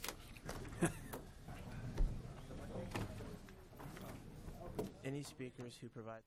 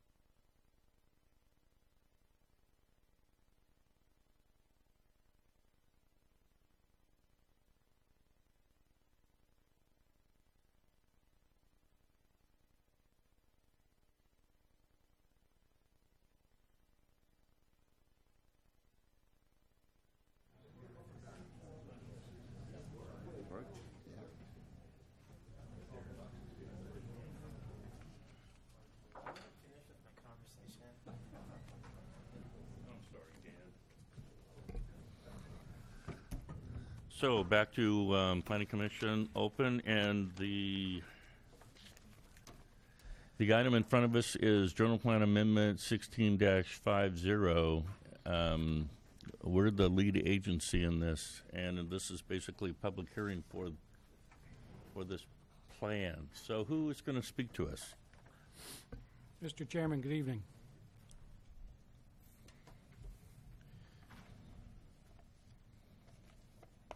This was agendized as a... Check your mic, Brent. I'm sorry? Check your mic. Okay. Talk louder, be Yeah. closer. This was agendized as a public hearing for an amendment, potential amendment to the general plan, the land use element of the general plan. Land use element of the general plan was adopted with the rest of the general plan in April of last year, along with the environmental impact report. The only element that was not adopted at that time was the housing element. It was adopted, as you know, earlier this year. In the general plan, there were 4 what are called new community study areas designated, and the proposal that was advertised for this evening's hearing is a concept of adding a 5th community study area for the South Side Road area, being generally west of Airline Highway, south of Union Road, and south along, well, the east side of the San Benito River. Excuse me. As is depicted on the map and is shown on Exhibit 1, the little handout that we've passed out to the audience. This is not a hearing, not an amendment that would change the land use designations. It would change the process by which land use decisions are made by establishing a requirement for a specific plan for this area, the same concept that's used in the other 4 CSA areas. I'm not going to do a presentation on what a specific plan is or how we get there or how long it takes or on why we need to do that. We can talk about that if that's something the Commission chooses to dive deeper into. But I'd like to begin the presentation and have the Commission discuss the merits of the option sheet that is in front of you. Sorry, my voice is going. And this is the other handout that was given to the audience. I hope there were enough. Okay, we're making some extra copies. It presents 4 options, and I'll start with the one on the bottom, which is do nothing. And this sheet lists the pros and cons. Now, this is just my work as I had time to do it through the day today with a whole lot of interruptions, and so I can't claim that it is a comprehensive list by any means, not by any means, of the pros and cons. But there are 4 options. They basically are do nothing, continue to process developments piecemeal as they come forward with complete applications. Second option is to require a development agreement for all development projects. That's something we just talked about in connection with the affordable component of projects, perhaps. The third option was one that was suggested here in this forum, and that is to allow the landowners and developers to come forward with a plan for this area of the community. And that would either be entirely on their own or perhaps facilitated by staff with technical resources or other resources. And the final option is to amend the general plan to require the specific plan procedure for development review, and that's again what we have recommended. There are certain pros and cons to each of those, and we would be delighted to hear conversation from the Commission, ask questions about those, and then move into taking public testimony about the range of options and how the Commission might move forward with some recommendation or no recommendation at all, and if they choose to do option number 4, do nothing. Well, okay. Commissioner DeVries. Yeah, through the chair. Haven't we already agreed as a commission that option 4 is not something that is tenable for us right now, which is to do nothing at all? It seems like there's a need to do something. It's just a matter of what that best something is. Or is do nothing still on the table? No, I think the only thing that actually we have agreed on as a group is that there be no specific plan, in my recollection. I don't remember talking about a specific plan. Let me address that. Well, hold. Okay, We'll keep it at commission level for a minute here. There was some statement of a specific plan taking a couple of years, and so we directed staff not to bring us anything that would involve a specific plan because all these projects would be delayed and the ink's barely wet on our general plan. Okay.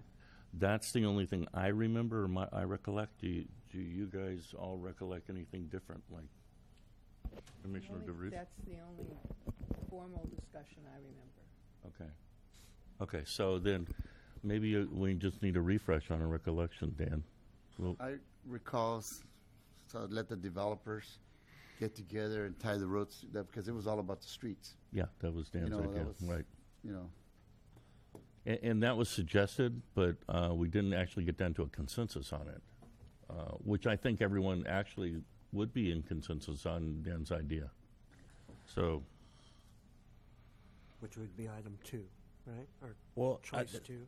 Option 2. That would be option 2. I think 2 is the one that we kicked around a little bit, but I'm really interested in the combination of option 2 with option 3, which is the DA development agreement approach. In that, it seems to me that once, option 2 could be premised upon development agreements. It's just that all of those agreements would be coordinated.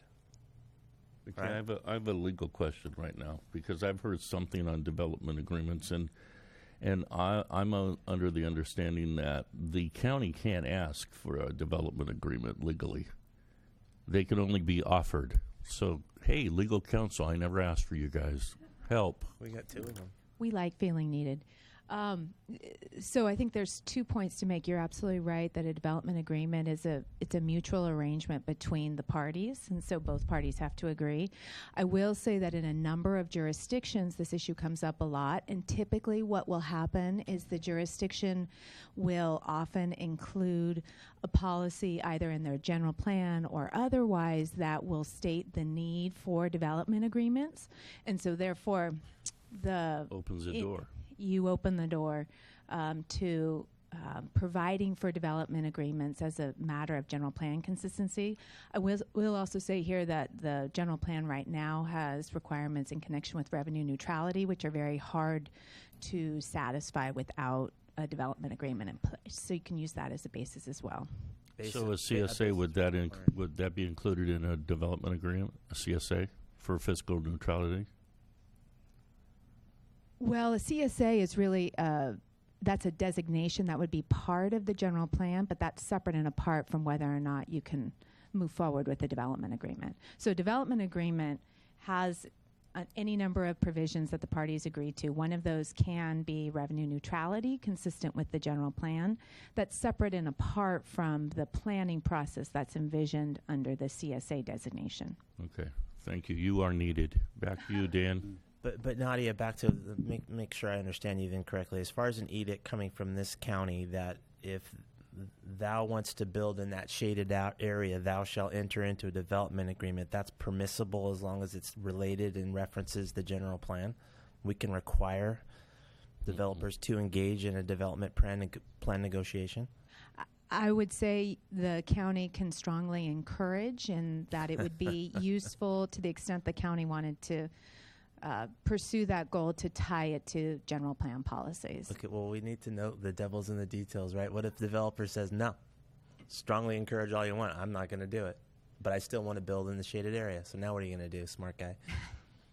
I think the county's position may very well be we're going to go back and look at the development application's consistency with the general plan and then focus on consistency analysis that highlights various policies where a development agreement may be needed to satisfy those conditions.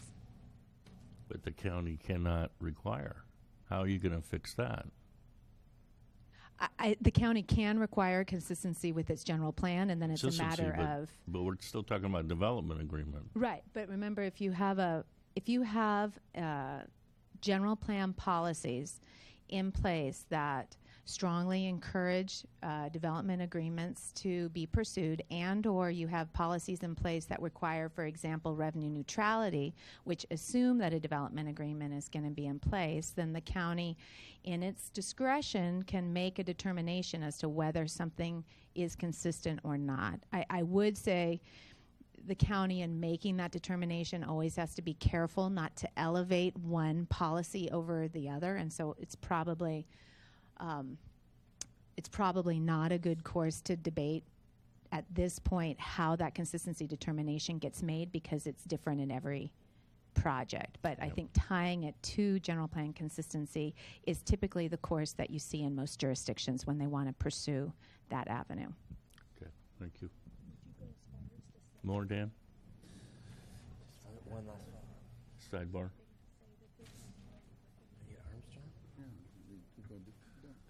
Oh, Commissioner Lowe? Strong arm, I know. Any thoughts, ideas? No? Well, truthfully, I'm not excited about development agreements because I think they're extremely expensive. And I don't know that we're at that level. I'd much rather, I think, hear from the public and get some ideas and go from there. But I don't want to burden the developers with another $100,000 bill. Thank you. Please. Commissioner Culler? I liked the idea, which was option 2, of allowing the developers to kind of get together and plan the area overall, maybe with some help from the county. I think requiring a specific plan is not the way to go. I think it's burdensome. Commissioner Rodriguez? I agree with his comment. Okay. Dan? Yeah, the only. Or take it public?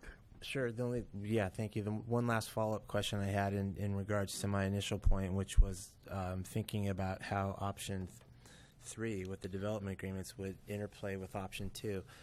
If it came to pass that then, sounds like the Bible, that all these developers would get together and come up with a joint unified plan that addressed all the county's concerns, traffic, schools, retail centers, all those things, that which they had all agreed to do on their own voluntarily, wouldn't that be memorialized in the form of a large development agreement?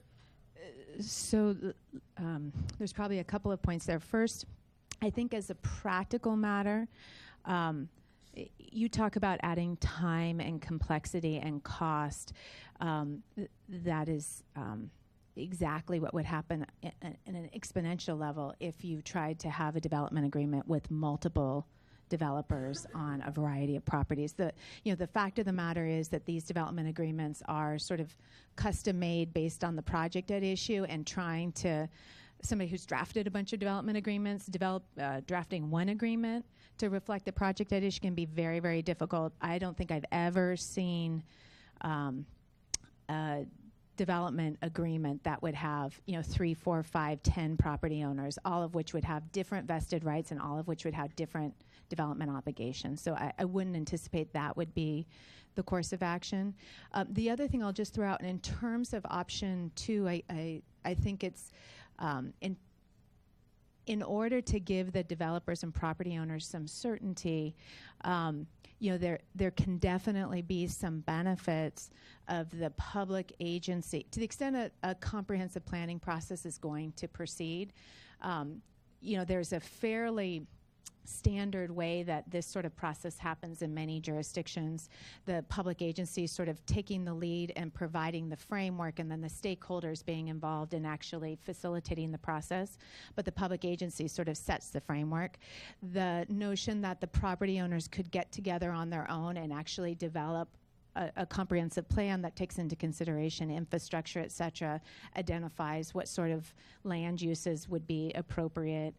That's a pretty big task for property owners to be given to sort of manage on their own. And to the extent the county went in that direction, that may be opening the door for a lot of uncertainty from a planning perspective. And so oftentimes what typically can happen, as I said, the public agency puts the framework in place, facilitates it through resources, and then you have the stakeholder involvement.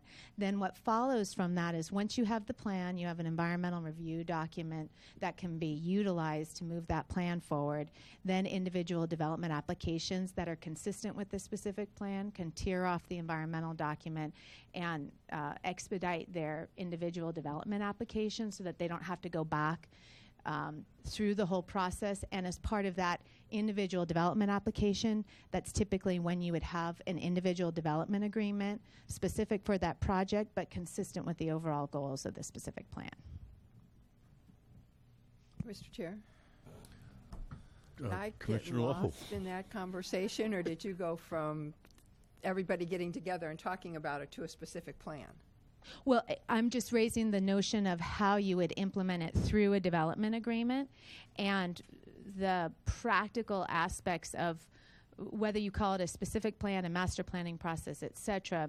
The notion of the property owners coming together and developing some sort of comprehensive planning document, including infrastructure, et cetera. I'm just suggesting that it's a difficult task for property owners and developers to burden on their own without the framework provided by the public agency. And then to answer Commissioner's question about the development agreement, it ties into whether or not the folks could come forward with a comprehensive plan that they've sort of developed on their own and then come forward with a comprehensive development agreement. I don't think the county would enter into a comprehensive development agreement with multiple property owners. Yeah, but I don't think anything here, I don't think any of the commissioners here are talking about going, locking all these developers in a room and letting them come up with their own idea. I think they're going to be strongly guided by staff. Right. And with a strong framework of what is, acceptable, not acceptable, and probably the things that they're going to be working on will be, interconnectability, roadways, and things like that. And then the big deal is they all get together and they chip in for the EIR. So now it covers everyone, and the cost is distributed across the group. My big problem with this is, what about the little guy? What happens to the little guy in there? I mean, the big guys, they're great. I mean, they got enough lots and stuff to take care of themselves. But what about,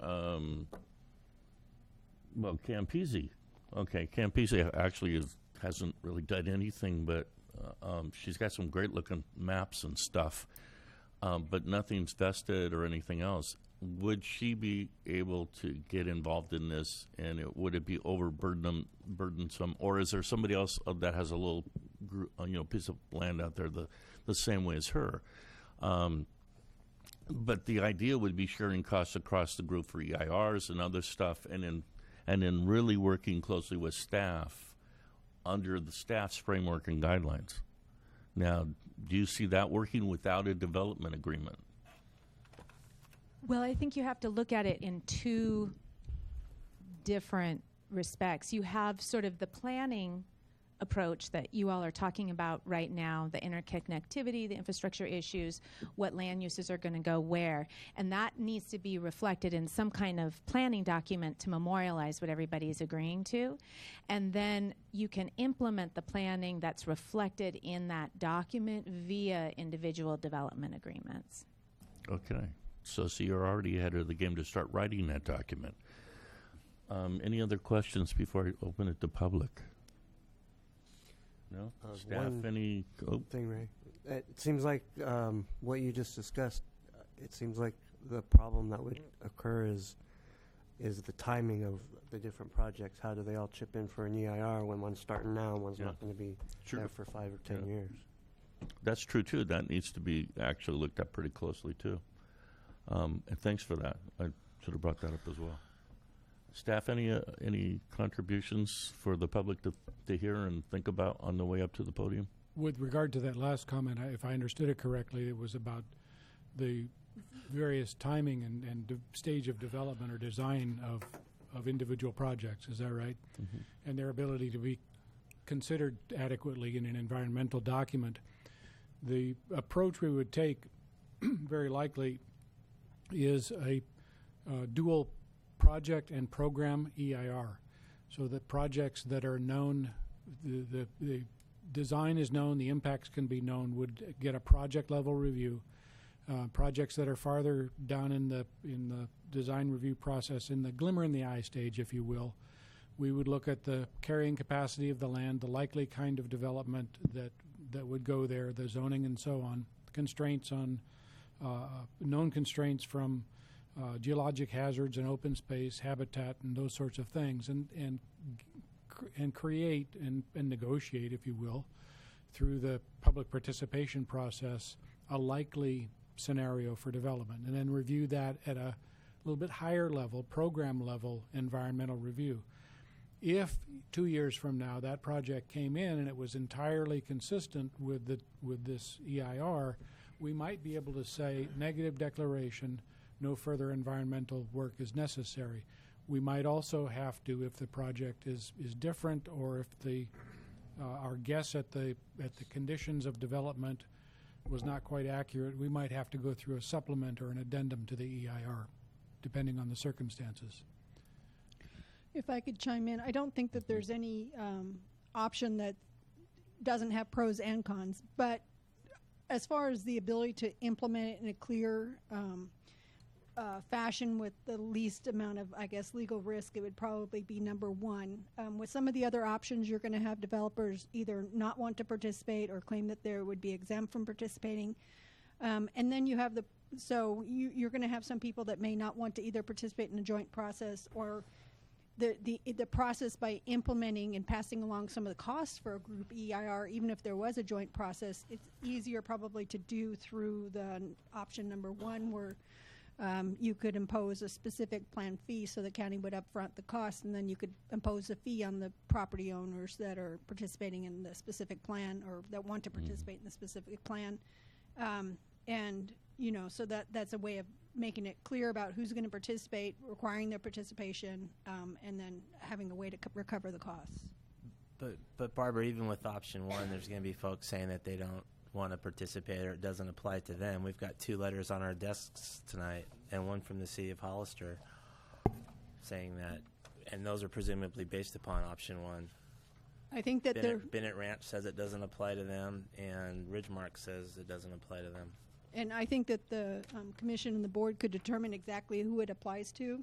And there are certain that we would recommend that there's a bright line rule that it not be. So, for example, if you take an application that's within the city of Hollister planning area, or that has an approved specific plan, or an approved vesting tentative map, approved specific plan already, or that's being processed in the city of Hollister, those are bright line rules that could be more easily implemented, and that could be entered into the, as far as the Planning Commission, when it adopts the resolution, that could be placed as part of the criteria that those projects would be exempt. Mm-hmm. So you're talking about Four Corners, that has a specific plan. And with the Roberts Ranch, which is already pre-approved by LAFCO? I know that that's around Cielo Vista. They could be exempt as well, because they're also within the city of Hollister planning area, and they also have a there's with respect to Roberts Ranch, there's an existing specific plan that governs the area that was prepared by the city some time ago. Okay. So that's a good bright line distinction for that particular project. Anyone else on the map besides those 2 mentioned? Well, I think probably what County Council would say is, rather than looking at individuals on the map right now, I think it's more the criteria of what Barbara just mentioned, which is you're within the city's sphere of influence, and there's an adopted specific plan. That's sort of one category of folks. The other category is, to the extent a property owner has vested rights and you can have vested rights in one of three ways. Either by common law, there's a certain way that you get vested rights, you have an approved vesting tentative map, or you have an adopted development agreement. Any of those folks already have the vested right to develop in accordance with the specific rules. Those folks get, and they would need to demonstrate how they've obtained the vested rights. Those folks could be carved out as well. Okay. Let's open it up for public forum. Could I have my first speaker card, please? No,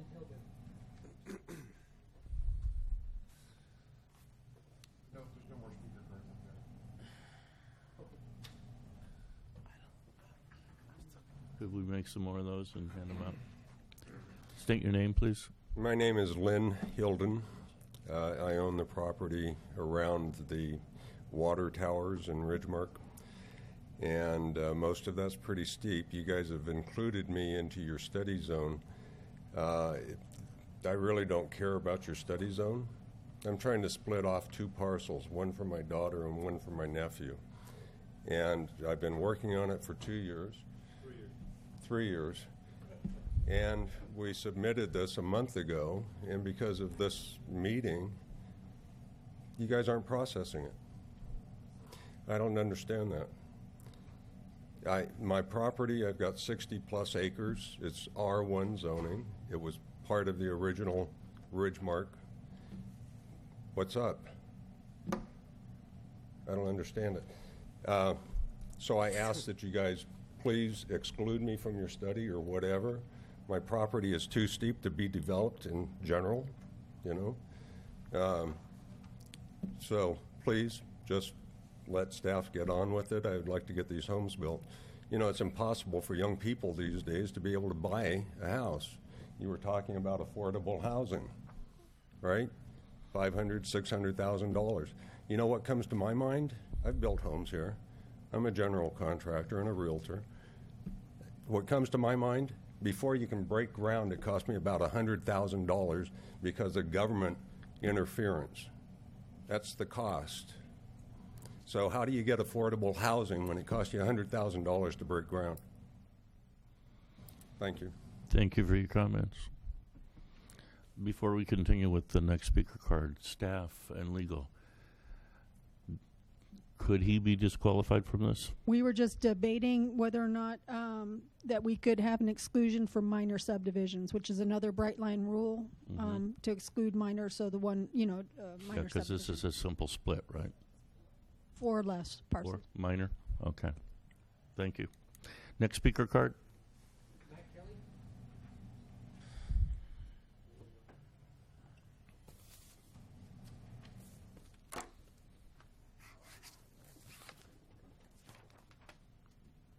Good evening, Mr. Chairman, commissioners and staff. I'm Matt Kelly, principal engineer at Kelly Engineering, here to express my feelings regarding this general plan amendment. The description of the study area reads just like a general plan, and less than 1 year after our board adopts the general plan, it sounds to me like we're starting all over again. But focused in only one area, the main area proposed for major development. Quoting from the project summary, the opportunity for San Benito County to comprehensively plan for future growth, to me, is code for delay development. The suggestion that the study is intended to streamline the approval process is ludicrous.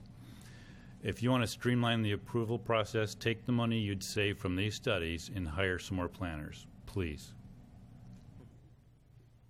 If the county's goal is to discourage and delay development, this study area is the way to do it. Thank you very much for the opportunity to express my feelings. Thanks for the comment. Thank you. Next speaker card.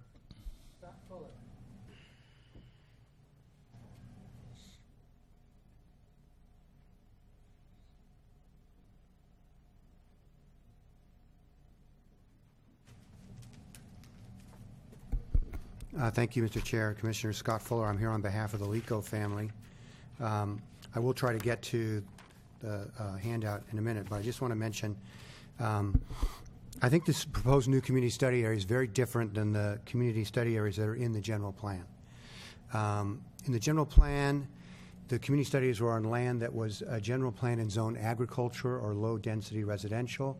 They were supported and even promoted by the landowners of the properties, and they were designated in order to allow for the conversion of agricultural and low-density residential land to master plan communities. The Southside Road area properties, and particularly focusing on the Lico property, is already general plan for residential up to 20 to the acre. The Licos do not need or want a general plan amendment because what they are proposing is consistent with the general plan you approved, which is called General Plan 2035, and you approved it 8 months ago. So the Lico property has development on 2 and soon to be 3 sides. They're annexed into the Sunny Slope Water and Sewer District, have a written commitment for service. They're close to existing commercial development, Hazel Hawkins Hospital and Fire Services. They're in the path of development. I think it's extraordinary that the county would force a costly and time-consuming general plan amendment and specific plan on landowners whose proposed project complies with an 8-month-old general plan. On this, of course, we just got this, but on the option 1, I think there's more cons here. The cost of a specific plan and general plan amendment is extremely expensive, as you know, and extremely time-consuming. I cannot conceive of a Board of Supervisors that gnashes their teeth over $20,000 of spending is going to approve the upfront cost of a specific plan, which could be $1 million+ dollars. I can't imagine that. And so then you're left with developers, landowners having to pay the cost.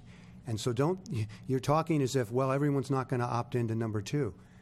Everyone's not going to opt into number 1 when they know it's going to take 2 years and several $100,000 each. It is not going to work. On this map up here, there's actually only 3 projects that have current applications into the county. I'm not including the Brigantino project because they're already basically through. I don't consider them at all in the same category. Leaving them out, there's 3 projects. That's it. And I think you have, using the current general plan, the new one, using typical county planning procedures and abilities, you can process those projects and reach your goals that are in the general plan. Thank you. Thank you for your comments. Next speaker card.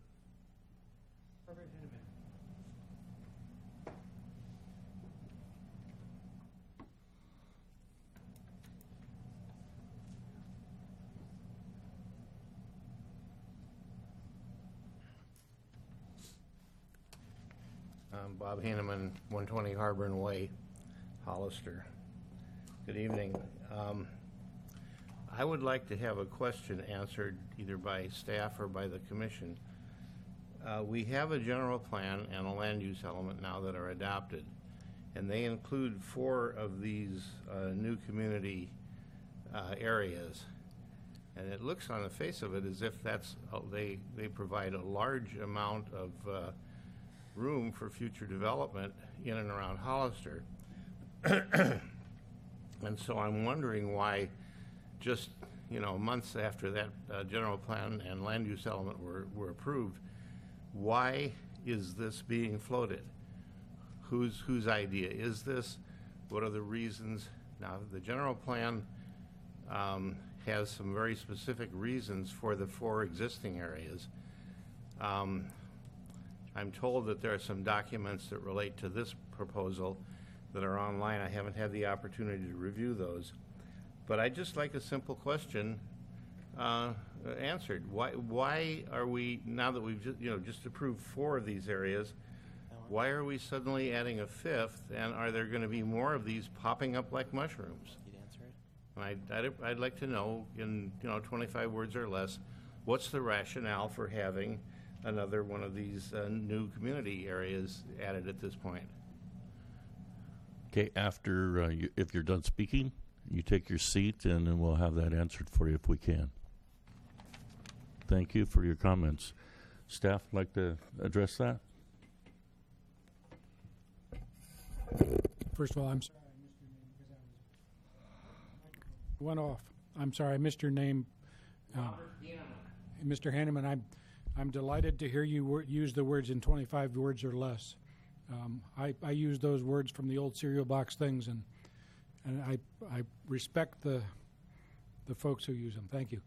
So the community study areas that were put in place were, as one other speaker mentioned, were brought forward during the general plan process by various property owners, and because there are significant issues to development there that need to be resolved. This area was not brought forward because there's not an individual property owner that it controls a very large portion of it, and it was frankly simply overlooked. Unfortunately,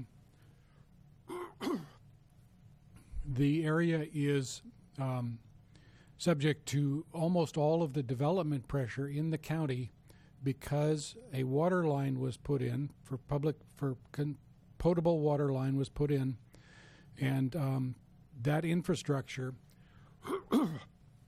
allowed development to gain access to water and get will-serve water letters. There are very significant issues with regard to geologic hazards, public facilities and services, roadway connectivity and size, schools, sewer lines, a whole range of issues that have not been studied at all in either the general plan or any other document that we know of. Those issues were studied in at least at least a high level in those other community study areas at the time that the general plan was under review. So the purpose here is to take a high level look and see if the area can actually support the development that's proposed, not just the individual development projects that are coming through one by one, but all of the development projects as they relate to each other. I hope that answers your question. I do too, but I counted and that was over 25 words. I'm sorry. Could I have the next speaker card? Marty Richmond.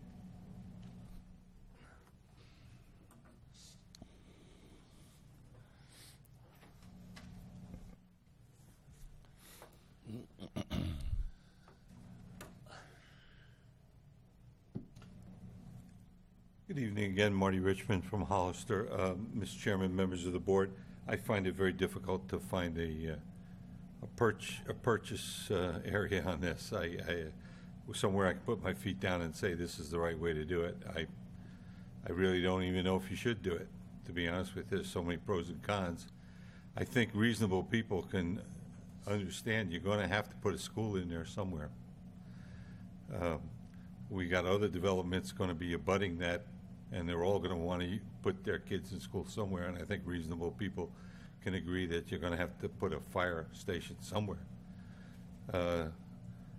Yeah, we can handle the water lines without, I think, a study, because you just put the biggest possible water line in and just tell the people that's what we're putting in because somebody downstream may need water too, or sewer.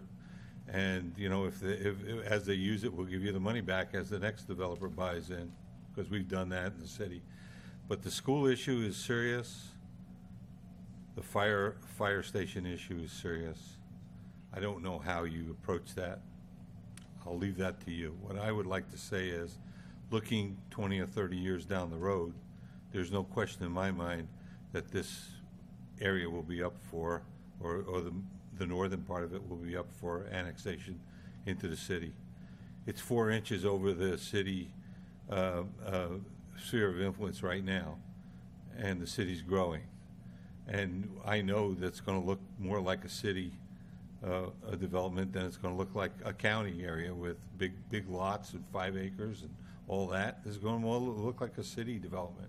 And at some time in the future, somebody's going to say, whoa, well, let's get that annexed into the city. Well, if you're going to do that, it would be a pity if that becomes a big problem. So I would hope that if you decide to do a study, and I'm not taking a position at this time, but if you decide to do something, at least those ones that abut the city or are close to the city, that you ask the city to get in with you and look to the future, which road connections should be made and so on and so forth, because you can't ignore it. It's right up against the city, basically. So, and they'll wind up owning it eventually. I may not be here on this earth when it happens, but I think that will happen. And so you've got to ask the city, and that's not an attempt to delay anything, because I'm not a delay guy. But you at least got to get their nickel's worth in there and say, you know, which road should go through, which turn should go through. Thank you for your time. Thank you for your comments. Next card.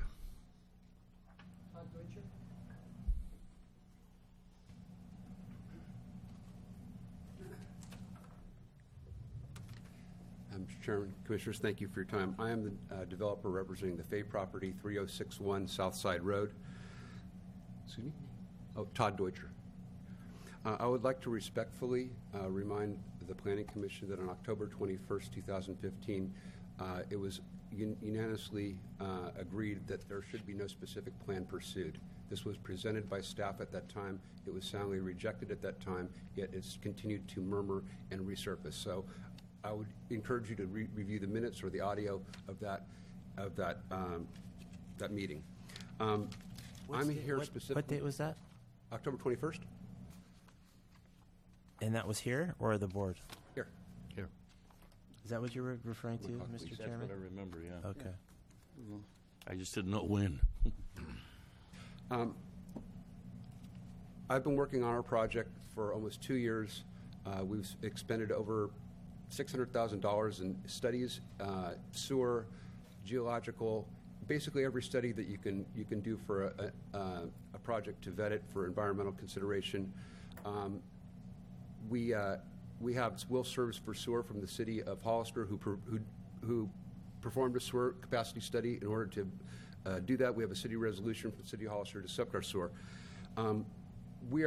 Our application was submitted last summer. Last Friday, we received a notice from the planning staff that our application was deemed incomplete.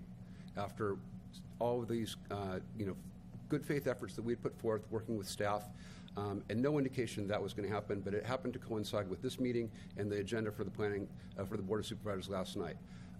I've given you a copy of a letter that explains our position, and I've also filed an appeal with Brent as to that decision. I'm here specifically to ask you to create another bright line in this concept if you choose to go forward with any type of study, and that is for those only 3 projects who have applications in right now. There are only 3.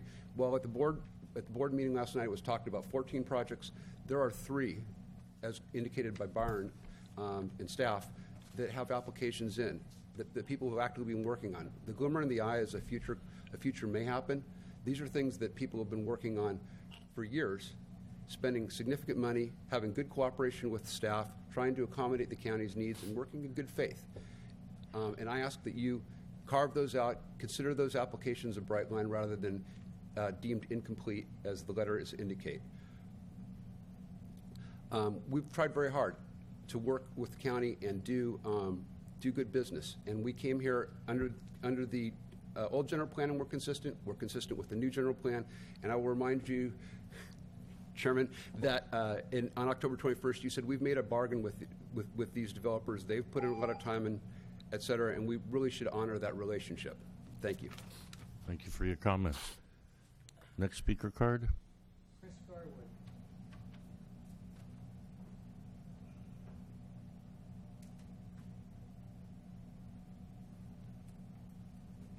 Good evening, Commissioner and members. Oops, time's up. That was quick. Can I go ahead now? Hi there. Okay, thank you, Chris. Could you state your name? Yeah, Chris Garwood with Pacific Union Land Company. We are one of the 3 developers that were just referred to, one with the LECO property, a couple LECO family members here this evening. We've been working with staff for almost 2 years as well.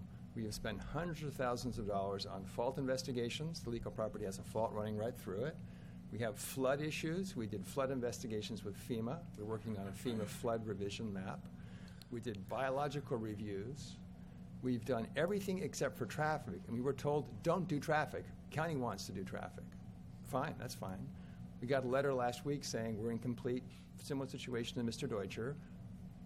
Got it a couple of days ago saying you didn't do traffic, you should do your own traffic report. So we're a little bit frustrated with the way this process is working, And I would make the argument also that in fairness, we waited for the general plan to be done. We actually were told by the staff at the time, please don't process a separate general plan amendment for your project. Let us do the plan we're working on now. And when we're done, submit and you'll be fine. So we waited. We submitted a plan that's in conformance with the general plan. And we've tried to work fairly with staff and also with county as well. So I would suggest also there should be a bright line distinction for the 3 projects that have spent these hundreds of thousands of dollars, who've worked in good faith, that are not impacting. Lico property is sort of a little valley. We're on Enterprise Road only. We don't have any cross-traffic issues with adjacent developments or access issues with adjacent developments. We're a little island there. The CEQA process that we're following right now should be able to take care of and mitigate any issues that would normally arise through this process. So I respectfully request that we be exempted. Thank you very much. Okay. Thank you for your comments. And one question, though, Chris. How many units in your project? 152. I have a question too, Mr. Chair. Mr. DeReese? Sir, it's been suggested that if there was an inclination to pursue option 2, which is basically a voluntary program whereby you would try to solve some of these regional needs collectively as a group of developers, would you be inclined to participate in a process like that, or would you not want to? Well, my concern is, what does regional needs mean? I mean, we have that shaded area on that map behind you. I understand. My concern about that is, what's the scope? What are you talking about specifically? Who's going to pay for it? What's the timing behind that analysis? This, to me, sounds pretty much like option A, and that's my concern. Well, that kind of makes it tough for us, because I think everyone on this commission is in agreement that some type of cohesiveness needs to be accomplished in that area for traffic and roads, ingress, egress, schools as it's been made up, whatever the list of things might be. If you're saying, no, we don't want to address any of those issues, regardless of the mechanism to address those things, I'm not saying that. Tough. We're totally willing to address all the issues. That's the purpose of CEQA. We have... Right, I understand that, but you're saying as regards our project only. And that's the problem that we have, is that we have all of these projects that want to operate as islands. And it was the planning department who said, that's not a good way of looking at it. In answer to the question of why is this study area coming up now and when it wasn't in the general plan, that's why. In the general plan, all those study areas were promulgated by people who wanted them because they want to develop that area later, and they thought it was going to pre-light the runway for development in the future. This is different because all these developments kind of popped up suddenly or relatively quickly, and then there was this sense of, and correct me if I'm wrong, but there was a sense of, we need to plan this whole area. How's this whole area going to work together? How are these developments going to speak to one another, and how do we accomplish the goals of the community for a good planned area in the shaded portion? And the suggestion I had was to allow the developers themselves to try to address these community needs, like traffic, schools, all that stuff, on their own. And so let me reiterate the question, because maybe now it's more clear. Would you be willing to participate in an informal voluntary process like that? I would say, we want to participate. Let me think about that for a second. So my concerns remain. I don't know what the scope is. I don't know what the cost is. Who's supposed to pay for it? I don't know what the process is. How long does it take? So it's hard. It's a hard question for me to answer with not knowing more about what the process would specifically be. And of course, it's an impossible question to answer without the details. And no one's asking you to write a blank check for time or money. But I guess I'm trying to get a sense from you as conceptually what your feedback is on well, it. I think in concept, if the scope is limited, if it takes in consideration the work that we've done, that the developers, the 3 of us have done in terms of processing already, I think it's a discussion we could have. It's certainly not our preference. The preference would be not to do any of the options, or option 4, do nothing.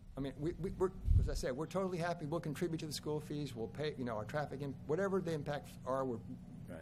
We're sort of an infill piece, is my opinion. Okay. Thank you, Mr. Chair. Chris, hold on a sec. A couple of questions. Staff, that area, how many units does it represent? Yeah, a lot. It's hard to say for sure, again, because we have not done any scientific sort of yield analysis on it. 25 words or less, give me a number. Or a range. The north area adjacent to Southside Road Enterprise, about 1,000. Okay, so 1,000 basically only in over in the the northeast- Southside Union only Road in the area that northwest corner. he's in. I'm right? sorry? Basically in the area he's located, we're talking about 1,000 units Yes, sir. over there. Okay, hold on a sec. Todd, how many units do you have? 84. 84. And then what's the third project?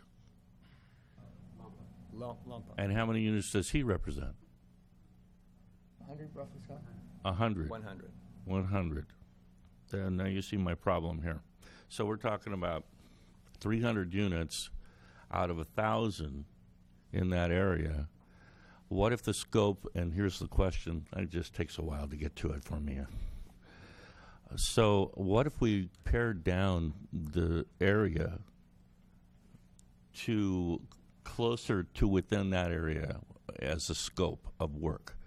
Would you guys be more inclined to get on board and work together if it was just around that South Side Enterprise Road? Yeah, you can come up to the podium, Todd. And if LOMP is here, they can come up as well, or LECO, or whatever Scott's got represented out there. Would you all be interested if this area was pared down? Because this map is like growing like a monster every time I see it. It's changed. So in that smaller scoped area, would you all be in favor to take Dan's idea and work with it? First of all, I would echo Chris's sentiments, which are it's not defined. Second, if I heard Nadia correctly, she said that basically you're still going to end up with an EIR or CEQA document, and I think it says so in the on the cons section for that. Well, we're not talking about the amendment to the general plan. I'm just talking about a study area that you guys are working outside. Let's just pretend for a second that this general plan amendment 16-50 is going to be shut down, and you guys are going to have to be out there in the lone outpost working together. You going to do it or not? I believe we have done everything that the county has asked for, including a traffic study that takes into effect all projects that the county was aware of. The same that was approved and certified by the Board of Supervisors in the Brigantino EIR. Same study. So I have a hard time understanding why we don't think the traffic studies include the cumulative impacts when any traffic engineer can tell us. Okay, so that's the power of numbers when you get a gang together like that. So the answer is no? Mr. Chair. It's not defined. Can Okay. Can Okay. Thank I you. ask something that Go might ahead, Pat. help? Clarify.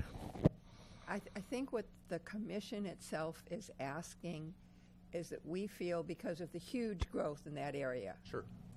that there's going to be things that would need to be mitigated, and none of these projects, because of the size of them, can mitigate them on their own. If the commission decides not to go ahead with a specific plan, we would like to know if the developers themselves could maybe get together and help the county in some of these areas with something maybe over and above that right now isn't on the table, but the county feels needs to be addressed, but proportionately to your size of a development. So if we're talking about 10,000 homes and you've got 100 homes, you're talking about an extremely small percentage, but we're trying to get a little bit from everybody. Is that, Thank you, that Pat. fair? Close. Yeah, that's pretty much what I was trying to say. Do you understand what I'm asking? I guess I would be willing to explore it, but I would also put the caveat on that anything we agree to that way would have to be time boxed too. It could not be we're going to do it and we keep coming back and it's iterative and whatnot, because this is a voluntary whatever. I would really like to. I have a commitment to my landowner, my stakeholders, and the county, and I know that just to get my RFP out for my CEQA thing from the time we agreed on it in August, it didn't get out until January 24th of the next year. So I really would like to make sure that anything we talk about, we agree on what the box is before we start, and then we agree, and then we go. And that the And I think that is extremely fair. I don't want to. What I want to do tonight is walk away with some kind of agreement that we can all live with and we can all move forward immediately. Can I make a suggestion, if you don't mind? This is a new concept. I mean, just hearing about it, sorry. This is a new concept. Perhaps you can give Todd and I and whoever else is interested in the subject, the three of us maybe could go outside and talk about it for a few minutes and come back and give you a suggestion. Would you give us a few minutes to do that? I mean, Well, that's what we're about here. Go ahead. okay, 'cause that way we can at least, we know each other pretty well, so. Yeah. And for us, it's a new concept. Sure. But we're trying to, I really want to move this I along. appreciate just a few I don't minutes. want to hold you people up. I appreciate that, and just give us a second. And just so this might be helpful for your conversation too, to segue onto what Commissioner Lowe is saying. And to reiterate what I pointed out earlier, what we're trying to do is accomplish some good planning efforts in that area, so that the area works together. Instead of having up to 9 individual developments that look as if they were planned without any thought towards, and I'm talking without respect to CEQA. Let CEQA be alone for a second. Just does the area work? In other words, if you were the developer and had hundreds of millions or billions of dollars and you were going to develop that entire shaded area, what would your development look like? If you wanted to have housing in each one of the areas, would the streets make sense? Would you have a school somewhere? Would there be maybe a commercial retail component to it? How would the whole area kind of work together? Those are the needs that were originally brought to this commission by the county planning department, and that I think they're legitimate needs, frankly. And now the only question is, how can we accomplish that? How can we get to that as a destination point if where we are now as a starting point is a bunch of individual developments? Is the only way to get to that destination of a cohesive, well-planned area through the specific study, community specials, EIR, general plan amendment, or is there another way that's less intrusive, is faster, quicker, and it's authored by you guys who are going to be doing the actual work, so presumably it's going to be tailored to your projects? I would just add one comment response to that, which is I think we're underestimating the amount of work that's been done with planning staff, the time spent with Byron or Joe prior to Brent's arrival. Connectivity was addressed in our project. Connectivity, street width, all of the things that you've talked about, traffic, those were all addressed on a project level, as well as cumulative concerns, interconnectivity with the quarry behind us and Corrado above us and Brigantino on the side, our street alignments. Those are things that the planning staff and engineering staff did as part of their job in getting our map to where it is today. So I respect and I'm willing to talk more about what you're suggesting. I don't know how much more, other than fees or something like that, is going to be impact. There's going to be some impact because those things were part of the good planning that staff did when we were together. At the mic. Oh, sorry. Okay. We did so many of those. I don't want to repeat the whole thing, but we've done many of those things with staff already, and that's staff's job to say, hey, you got to line up with Brigantino's future street, and hey, your circulation needs to do that. But you're assuming that that's not going to be acceptable. It might be. I mean, your project staff is has already almost approved that. Well, that's what I'm saying. I'm We just did saying. all that stuff. And that's what I'm See, trying to it understand. may not be as bad as you think. All we're trying to do is get you guys to play well in the sandbox together. And if all that work has been done, then it would be pretty easier to knit that all together into a regional type of overview of the whole area, wouldn't it? Because you're saying, oh, we already did all that. Good news. We've already done it. Okay, great. That is good news. But I would imagine that some things may not have been on the radar when you were going through that process. Like, for example, it seems fairly agreed by everyone that a school is going to be needed out there. Who's doing that? And it's been my experience that would be the county's responsibility to identify, or the district's responsibility to identify sites and work with landowners to do it, or work with a master developer. If a master developer were putting 1,000 units and ask for a school site, say it's going to be condition of approval. And we see that all But these projects are smaller and discrete, and they have little impact other than paying a fee to pay for the land for the school site. So it's really difficult. Right. And that's the problem with these small projects. They're large enough to have impact, but not so large that you can incorporate a school, a fire station, police station, all that kind of stuff into it. We talked about putting a park. I'm sorry. We talked about putting a park in our project, but it's so small. There was no interest. Joe at the time was basically, we're going to send you an invoice for a fee, and we're going to use that to make a better, larger, suitable park. There's a regional park right around the corner that's proposed, so we don't want pocket parks. So you guys are going to step outside and okay. Who's our next speaker card? No more cards. Oh, that's right. Well, we got a couple out there. Okay. State your name. Good evening. My name's Tony LeBou. And will this project or will this specific plan include or encompass lot line adjustments for individual owners that have more than one deed to properties? Looks like a no, Tony. Sorry, no, that's a no. It looks like a The no. answer is no. And then, are you saying that some of these projects have already been carved out of this that are still drawn in the map?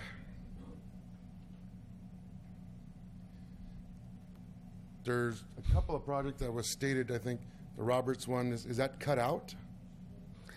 This time, no. I think they saw it as a bright line, and they were able to remove them. It was my understanding in the earlier discussion. Yeah. Well, that would be up to the commission. I mean, we haven't done it yet, but So if you guys approve this, then you're going to be cutting out individual projects from. you know, the this- thing is we're really not talking. Unfortunately, we're not really not talking about the map. We're talking about the process. That's really what the whole thing's about, is the process rather than the map. I understand, but you're going to be cutting out the individual projects, it seems like, based on this map. You mean if a project's outside of that shaded area? Well, no, there's projects that are within the shaded area, and now you're saying that they're going to be cut out because they've already met certain criteria. They're exempted for some reason? And are exempted, part of this bright line Yeah. idea. We need more bright lines. Anyways, based on that, it just doesn't seem like that's appropriate. And being that we spent X amount of hundreds of thousands of dollars on a general plan amendment just 8 months ago, I don't think that's appropriate. And then we just spent 2 hours, about an hour ago, trying to make more affordable housing, and now you're just going to increase the opportunity or increase the cost of making these houses less affordable. So I don't support this. I don't feel this is the right action to take towards this area, and I feel that it is not the right plan to go with if you're trying to make the affordable housing element that you're trying to meet. And thank you very much for your time. Thanks for the comments, Tony. I saw another card out there somewhere in the audience. Come forward.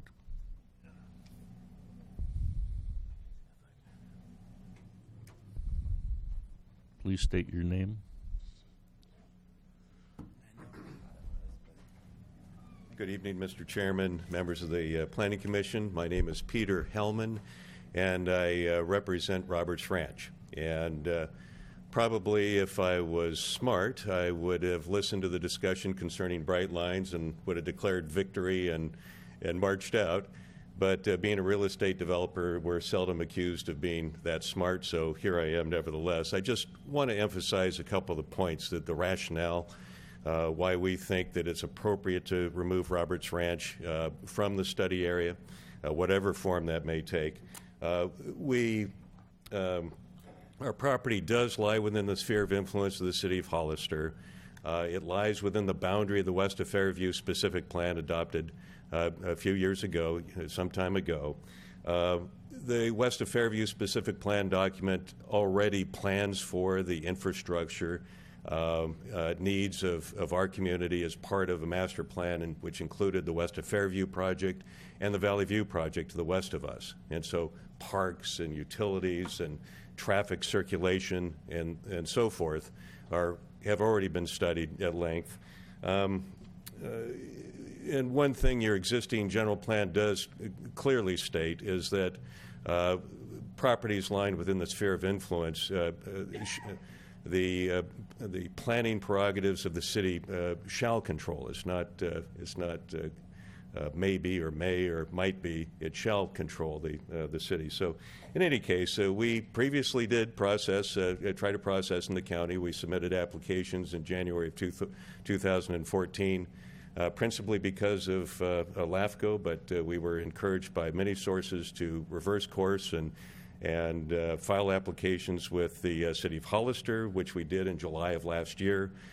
We've got our applications were filed. Our NOP for our EIR was published in January of this year, And our EIR, we expect to hit the street in July of this year. And once again, we feel that we will respectfully request that we be excised from the study area. We're contiguous to the city. We're within within the sphere of influence, and we hope you stick with your bright lines. Thank you. Thank you for your comments.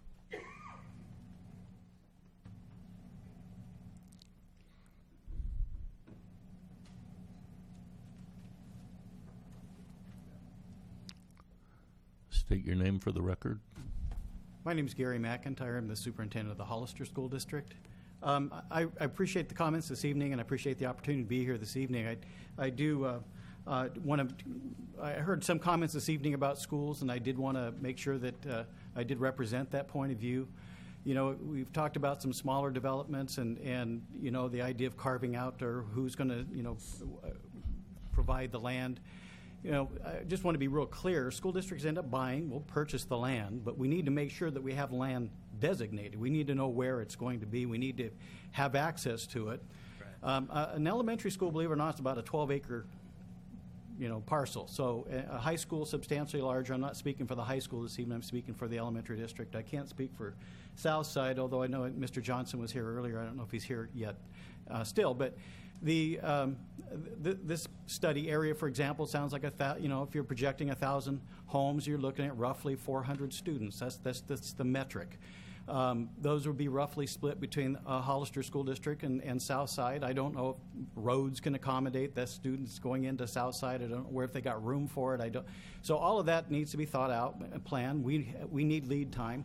A school costs us quite a bit of time in planning, and once we even identify a lot, we have no guarantee it's going to be approved by the Department of Education. So if we set a property site in one area, there's no guarantee that it would be useful for a school site later on.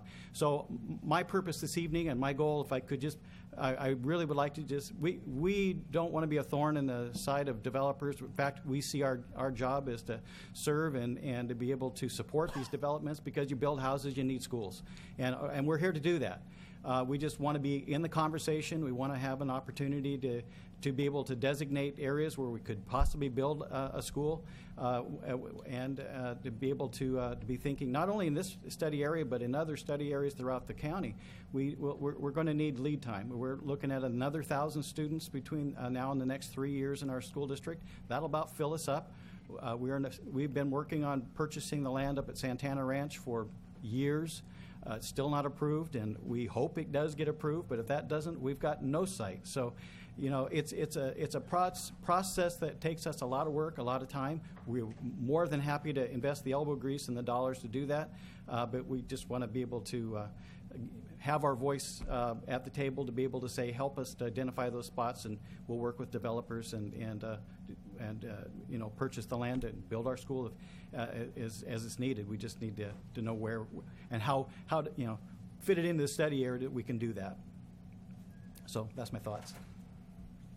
Thank you for your comments. Good information. Any other speakers?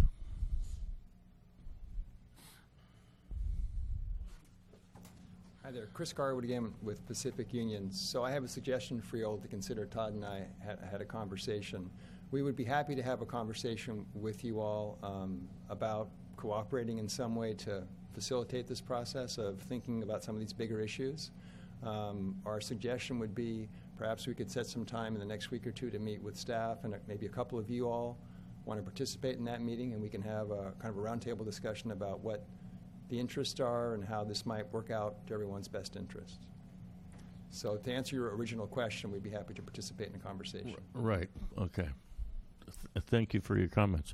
Thank you. Okay, I'm going to close public comment right now, and then I'm going to drive it to Dan. Dan, so they're ready to meet.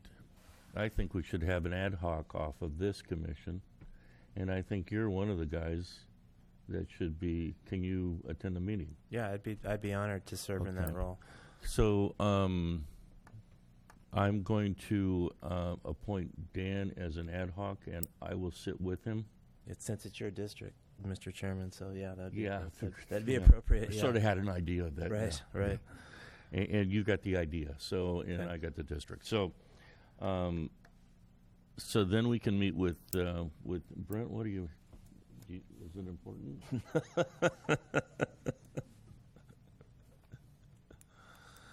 Does he want to hear? Well, okay. So, Mr. Lampa, do you want to speak? No, you're okay? Okay. See how nice we are? We go out of our way to make sure everyone is heard. Okay, thanks, Brent. So,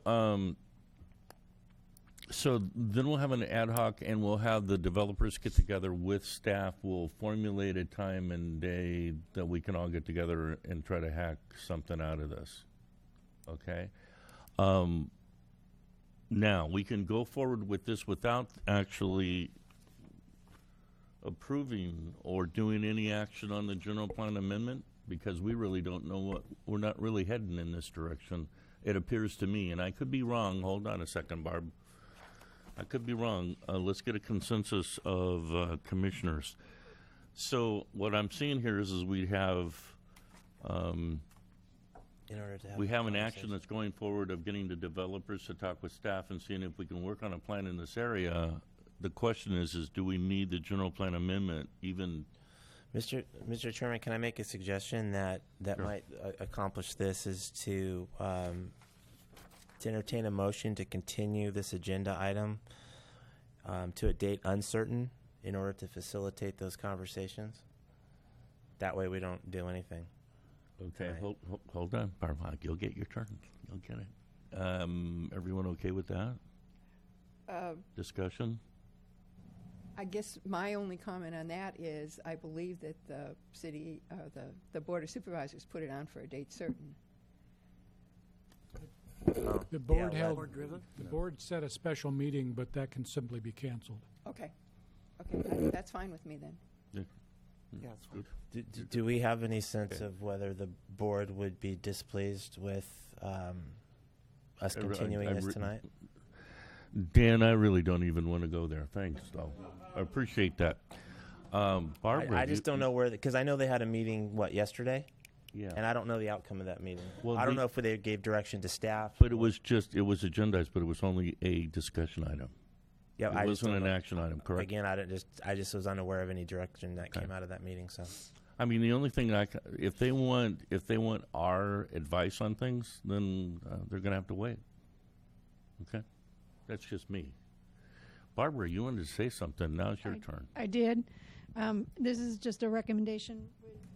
Whatever the commission would prefer, it would be fine. But the commission could consider continuing this, even though it's a very short time period for anything to be worked out, just to the next planning commission meeting on May 18th. So there could be at least an initial meeting between the parties to determine who's exactly willing to participate and what the scope of their participation might be. And so the planning commission then could consider whether it looks like it's going to be a fruitful process or not. Right.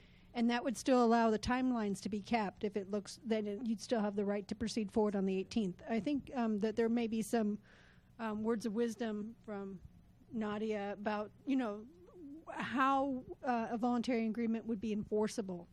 If, I think she'll be there. Won't you be there at the meeting, Nadia? Thank If you I'm for invited, being there. You're invited. That I'm takes happy to care of be there. Nadia. See how we work fast around here. I think Barbara's just referencing, and it goes back to the point previously raised about development agreements, that whatever voluntary process may be envisioned, we would just need to think from a timing perspective how the county would actually implement it, because I would assume that the developers would be seeking to proceed with their individual development applications at the same time, and to the extent that those applications were approved with conditions of approval that don't actually require the implementation of the voluntary arrangement being made, then obviously from an enforcement standpoint, But the county essentially, would is everything kind of on hold waiting for this process to finish?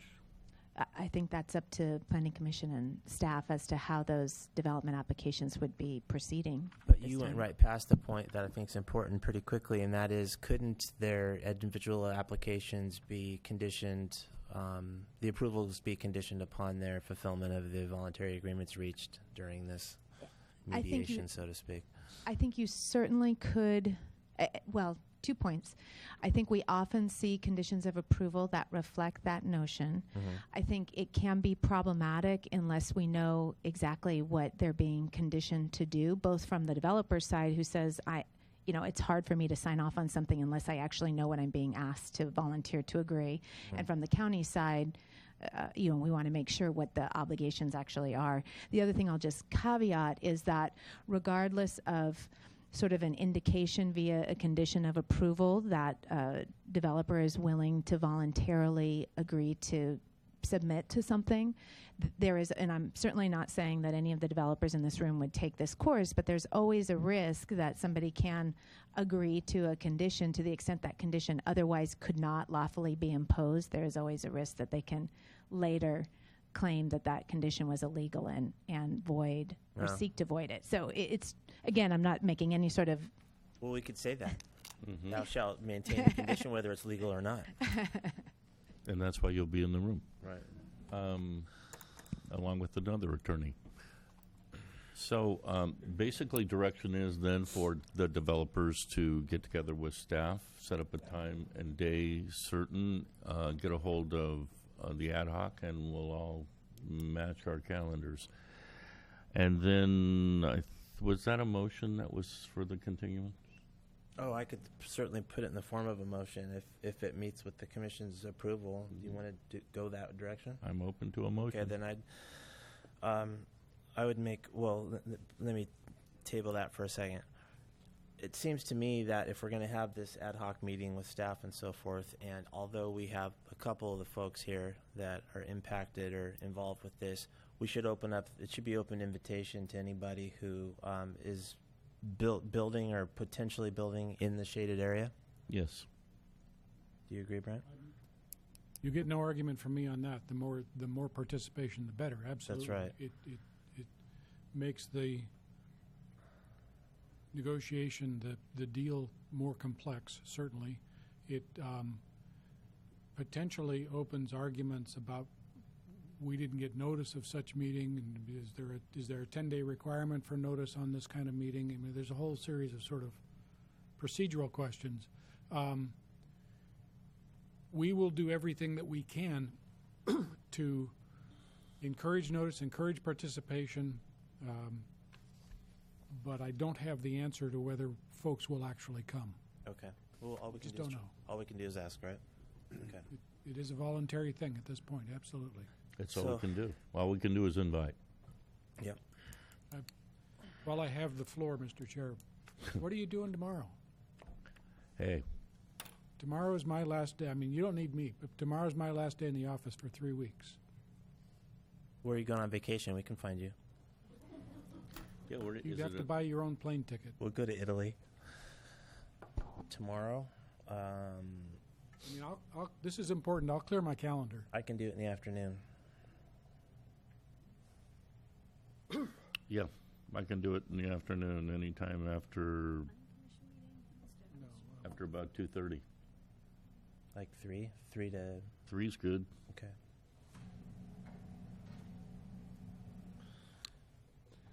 So the developers. How about our invitees? 3 o'clock tomorrow. Where are we going to have it at? Is it big enough? It might not be big enough. We probably should have it at 2301 at the main conference room upstairs. Is this available? Is this room available? Yeah. Tomorrow at 3? We don't know, but we can certainly check as an alternate. Let's go to technology and sit in the conference room. But that's not very big either. They got it. No, the upstairs one above the sheriff's office. Oh, I stay out of the sheriff's office, so I wouldn't know. You and me both. Okay. Okay, and then Can you do that? Technology Parkway? Tomorrow at 3? Tomorrow at 3. Everyone's going to be there? Okay.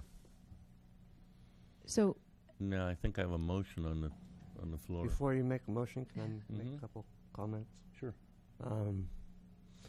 So I think I would argue a little bit that the participation that you're requesting from the people in the room, they pretty much are already done with their stuff. I mean, it's all planned and submitted, and they did all their studies and spent all their money, and they're being held up legitimately or not. But the people that really should be held to whatever decisions we make are the ones that aren't here, that don't have anything on the books yet, and that haven't spent any money. And I would argue that, you know, as the planning commission and the planning department, it's really our jobs to plan that area and make sure everything is cohesive and works right. And you know, if we need to pick a location for a school or a fire department, it's really not their job to do anyway. Right. So while their advice might be good to listen to from a developer point of view, I think that we're kind of passing the buck. So I'm not sure that this is the right direction. I would actually argue that a modified option number 4 would be the right way to go, and keep it, you know, keep the whole thing here where it belongs, rather than to you know, what the direction we're headed right now. And I'm not in favor of the general plan amendment. So. Any other comments? Jeff, so I understand what you're saying. You're basically saying to do nothing with the number 4, but then to modify it to allow these conversations to take place. I didn't really understand. Yes, except that it's not really do nothing. I think that it's our job to do something, but No, I do nothing is very negative. I It's totally not. agree with you, Jeff. I just think that doing that something in here is really hard, because just physically, you know, all stretched out, and we've got a screen you can barely see. And if we were really to do that, I'd want to see all the roads, all the streets, where each development is, how they're going to impact, and I'd want to see the traffic reports that they've got already done. And, you know, a couple of guys have said, yeah, ours is already done and it knits together. And under the cumulative impact study, which is a part of CEQA, I'm sure that they have looked at how their project cumulatively impacts the area. I'd want to take a look at that. I mean, I just think that this type of forum is a pretty poor one for doing some real specific type of work like that. So that's why I think in a conference room or somewhere where we can really roll up our sleeves and take a look at that would work pretty well with their participation. Because some of these guys have already done the studies. Yeah, I would agree with that. But like listening to Chris talk, you know, they've already locked the roads with the one next door and the one up there and the one there. Let's so take a look. whatever we do, how is it going to affect him? It shouldn't affect him at all because he's done it. Yeah, hopefully he's done. Like I said, maybe there's great news. Oh, you already did it. And the other thing too is this is just an ad hoc discussion committee. It comes back here. Okay, this isn't going to be something that's going to happen in a dark room somewhere. This is all going to come back to light right here. It's going to be opened out and laid out here, and you guys get to dissect it here, and maybe we'll just find that everything you said is true. Because I'll tell you, I'm not for the general amendment either. I'm for like a modified do-nothing plan. Because they've got the time vested and all of the work they've already done in the project, but I want to hear what they have to say to see if they have a fix-it for themselves, because that's what they do. And I don't do that. But they might come up with some kind of a plan that'll work, and I'm ready to hear it. Now, if at the other end we find out that, no, there isn't really much of a fix, then we're back here at the commission level again, looking at this and going, you know what, maybe do nothing for this group, and then take the rest of the area into a specific plan, because they did put all the time, they did put all the effort, they are so far along in it, and they are connected the way we want them to be and all the other stuff. So then maybe, because I think, yeah, if that's that's too big of an area anyway, but I think we need to kind of outline that area and say, hey, schools, you know, we got a city fire up the road, but still, you know, something else in the area might be good, and we need to start designating stuff like that. My problem with that is now I'm drawing a line on a map on somebody else's property and telling them that's going to be a fire station. I just took value away from them. I don't like taking value from people. But if you could have the developer go in and say, we sort of designated this location area, and anyone that's going to buy it, be forewarned that a school's probably going to have to go in this area, because that's what kind of where we planned it. They're buying it knowing full well, and so it's okay. They bought it with the idea that it would be devalued for the station or whatever, you know. So yeah, I agree with you totally. But at the same time, I think we need to kind of take this new process, run it out a ways, and see if it really works. It might be a new idea that everyone could actually work with a lot easier, and it might expedite the entire process and take a lot of gray hairs out of my head. Okay, but still, the person that you're talking about that owns that piece of land that the fire department's going to go on isn't going to be in that room. Well, we're hopefully kind of like telling everyone in that whole area, hey, we're doing this. If you want to sit in, you're welcome. I mean, I think everyone should be noticed and welcome, not just the big three or whoever's out there. Okay. Yeah, this is an open, open forum process. No reason for us to be here otherwise. Mr. So, Chairman, if I may. Brent, yeah, very, you have the very floor. Briefly, 25 words or less. We did notify property owners in this area and of this meeting, and they were clearly invited to come and be a part of the conversation. Presumably, those who are interested were here. I mean, clearly, there's other reasons to not be here. Wednesday night TV, health issues, other conflicts, those sorts of things. They'll have another opportunity next week. We can't guarantee that we'll get everyone there tomorrow, but we'll make an attempt to contact the people that we can. But we have to assume at some point that the people that are interested in conversing are here in the room. The one thing I would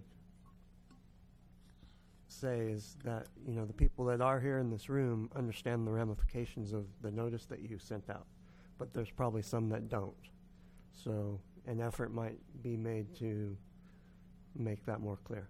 Yeah. That it will affect them financially, or that's an important thing, not just one more legal thing that you throw in the wastebasket. For sure. Through the chair, That's a good point. Thank you. Thank you. Through the chair. I have no questions. No? Okay. Brent wanted to say something. So we have. Brent wanted to say one more thing.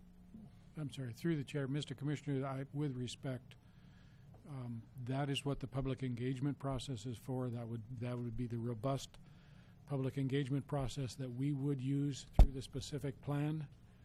In an abbreviated process, I will do my best, but I can't educate the community on all the issues if they don't come out, if they don't partake. We want you to go to their houses, Brent. Come on. Only if they offer dinner. Before I make the motion. I can change my schedule around to participate by phone. I have to be in meetings in San Francisco in the East Bay, so I couldn't drive here, but I could participate by phone if that's useful. Okay. And Barb would be there? I think so. I don't have my calendar. Okay. Okay. Ready for a motion? Okay, we're back to the motion, I think. Yeah. We're back to the motion, then we get to go home. For the next meeting for next week, right? For next month, Wednesday? Yeah. So, Mr. Chairman, I make a motion that the Planning Commission continue this agenda item 3, which is General Plan Amendment 16-50, to the next regularly scheduled Planning Commission meeting, which I guess is May 18th at 6 o'clock. And let's do two motions, so let's just do that one first. Okay. I have a motion, a second. Okay. All in favor? Aye. Aye. Okay. And then I also make a motion that the chair appoint an ad hoc committee to pursue the participation of developers in the area subject to General Plan Amendment 1650, coming up with the types of plans and the process that we've discussed tonight, and that ad hoc committee meet for the first time tomorrow afternoon, May 12th at 3 p.m. in the conference room on Technology Parkway, and that those developers in the shaded area who have indicated they will be there, that they be present, and that also staff try to notify anyone else they think would be benefited from this conversation, as well as the other developers should get the word out too. That's a pretty Okay, I long have a motion. Do I have a second? Second. Okay, all in favor, say aye. Aye. Okay. I think it's the commission's intent that anyone in the room, whether they're a developer, owner, or have passing interest, is welcome at that meeting. Absolutely. Understood. And then for the record, I appoint Dan and myself to that ad hoc committee. And then I think a motion for adjournment would be appropriate. A second? Anything else first? Second. Okay, hold on. And you guys are pretty done, right? Okay. So I've got a first and a second for an adjournment. All in favor say aye. Aye. Aye. Okay. Vámonos. Thank you all for coming. Thank you, commissioners, for your patience. Get your steps, man. I can't believe you slaughtered me over the weekend.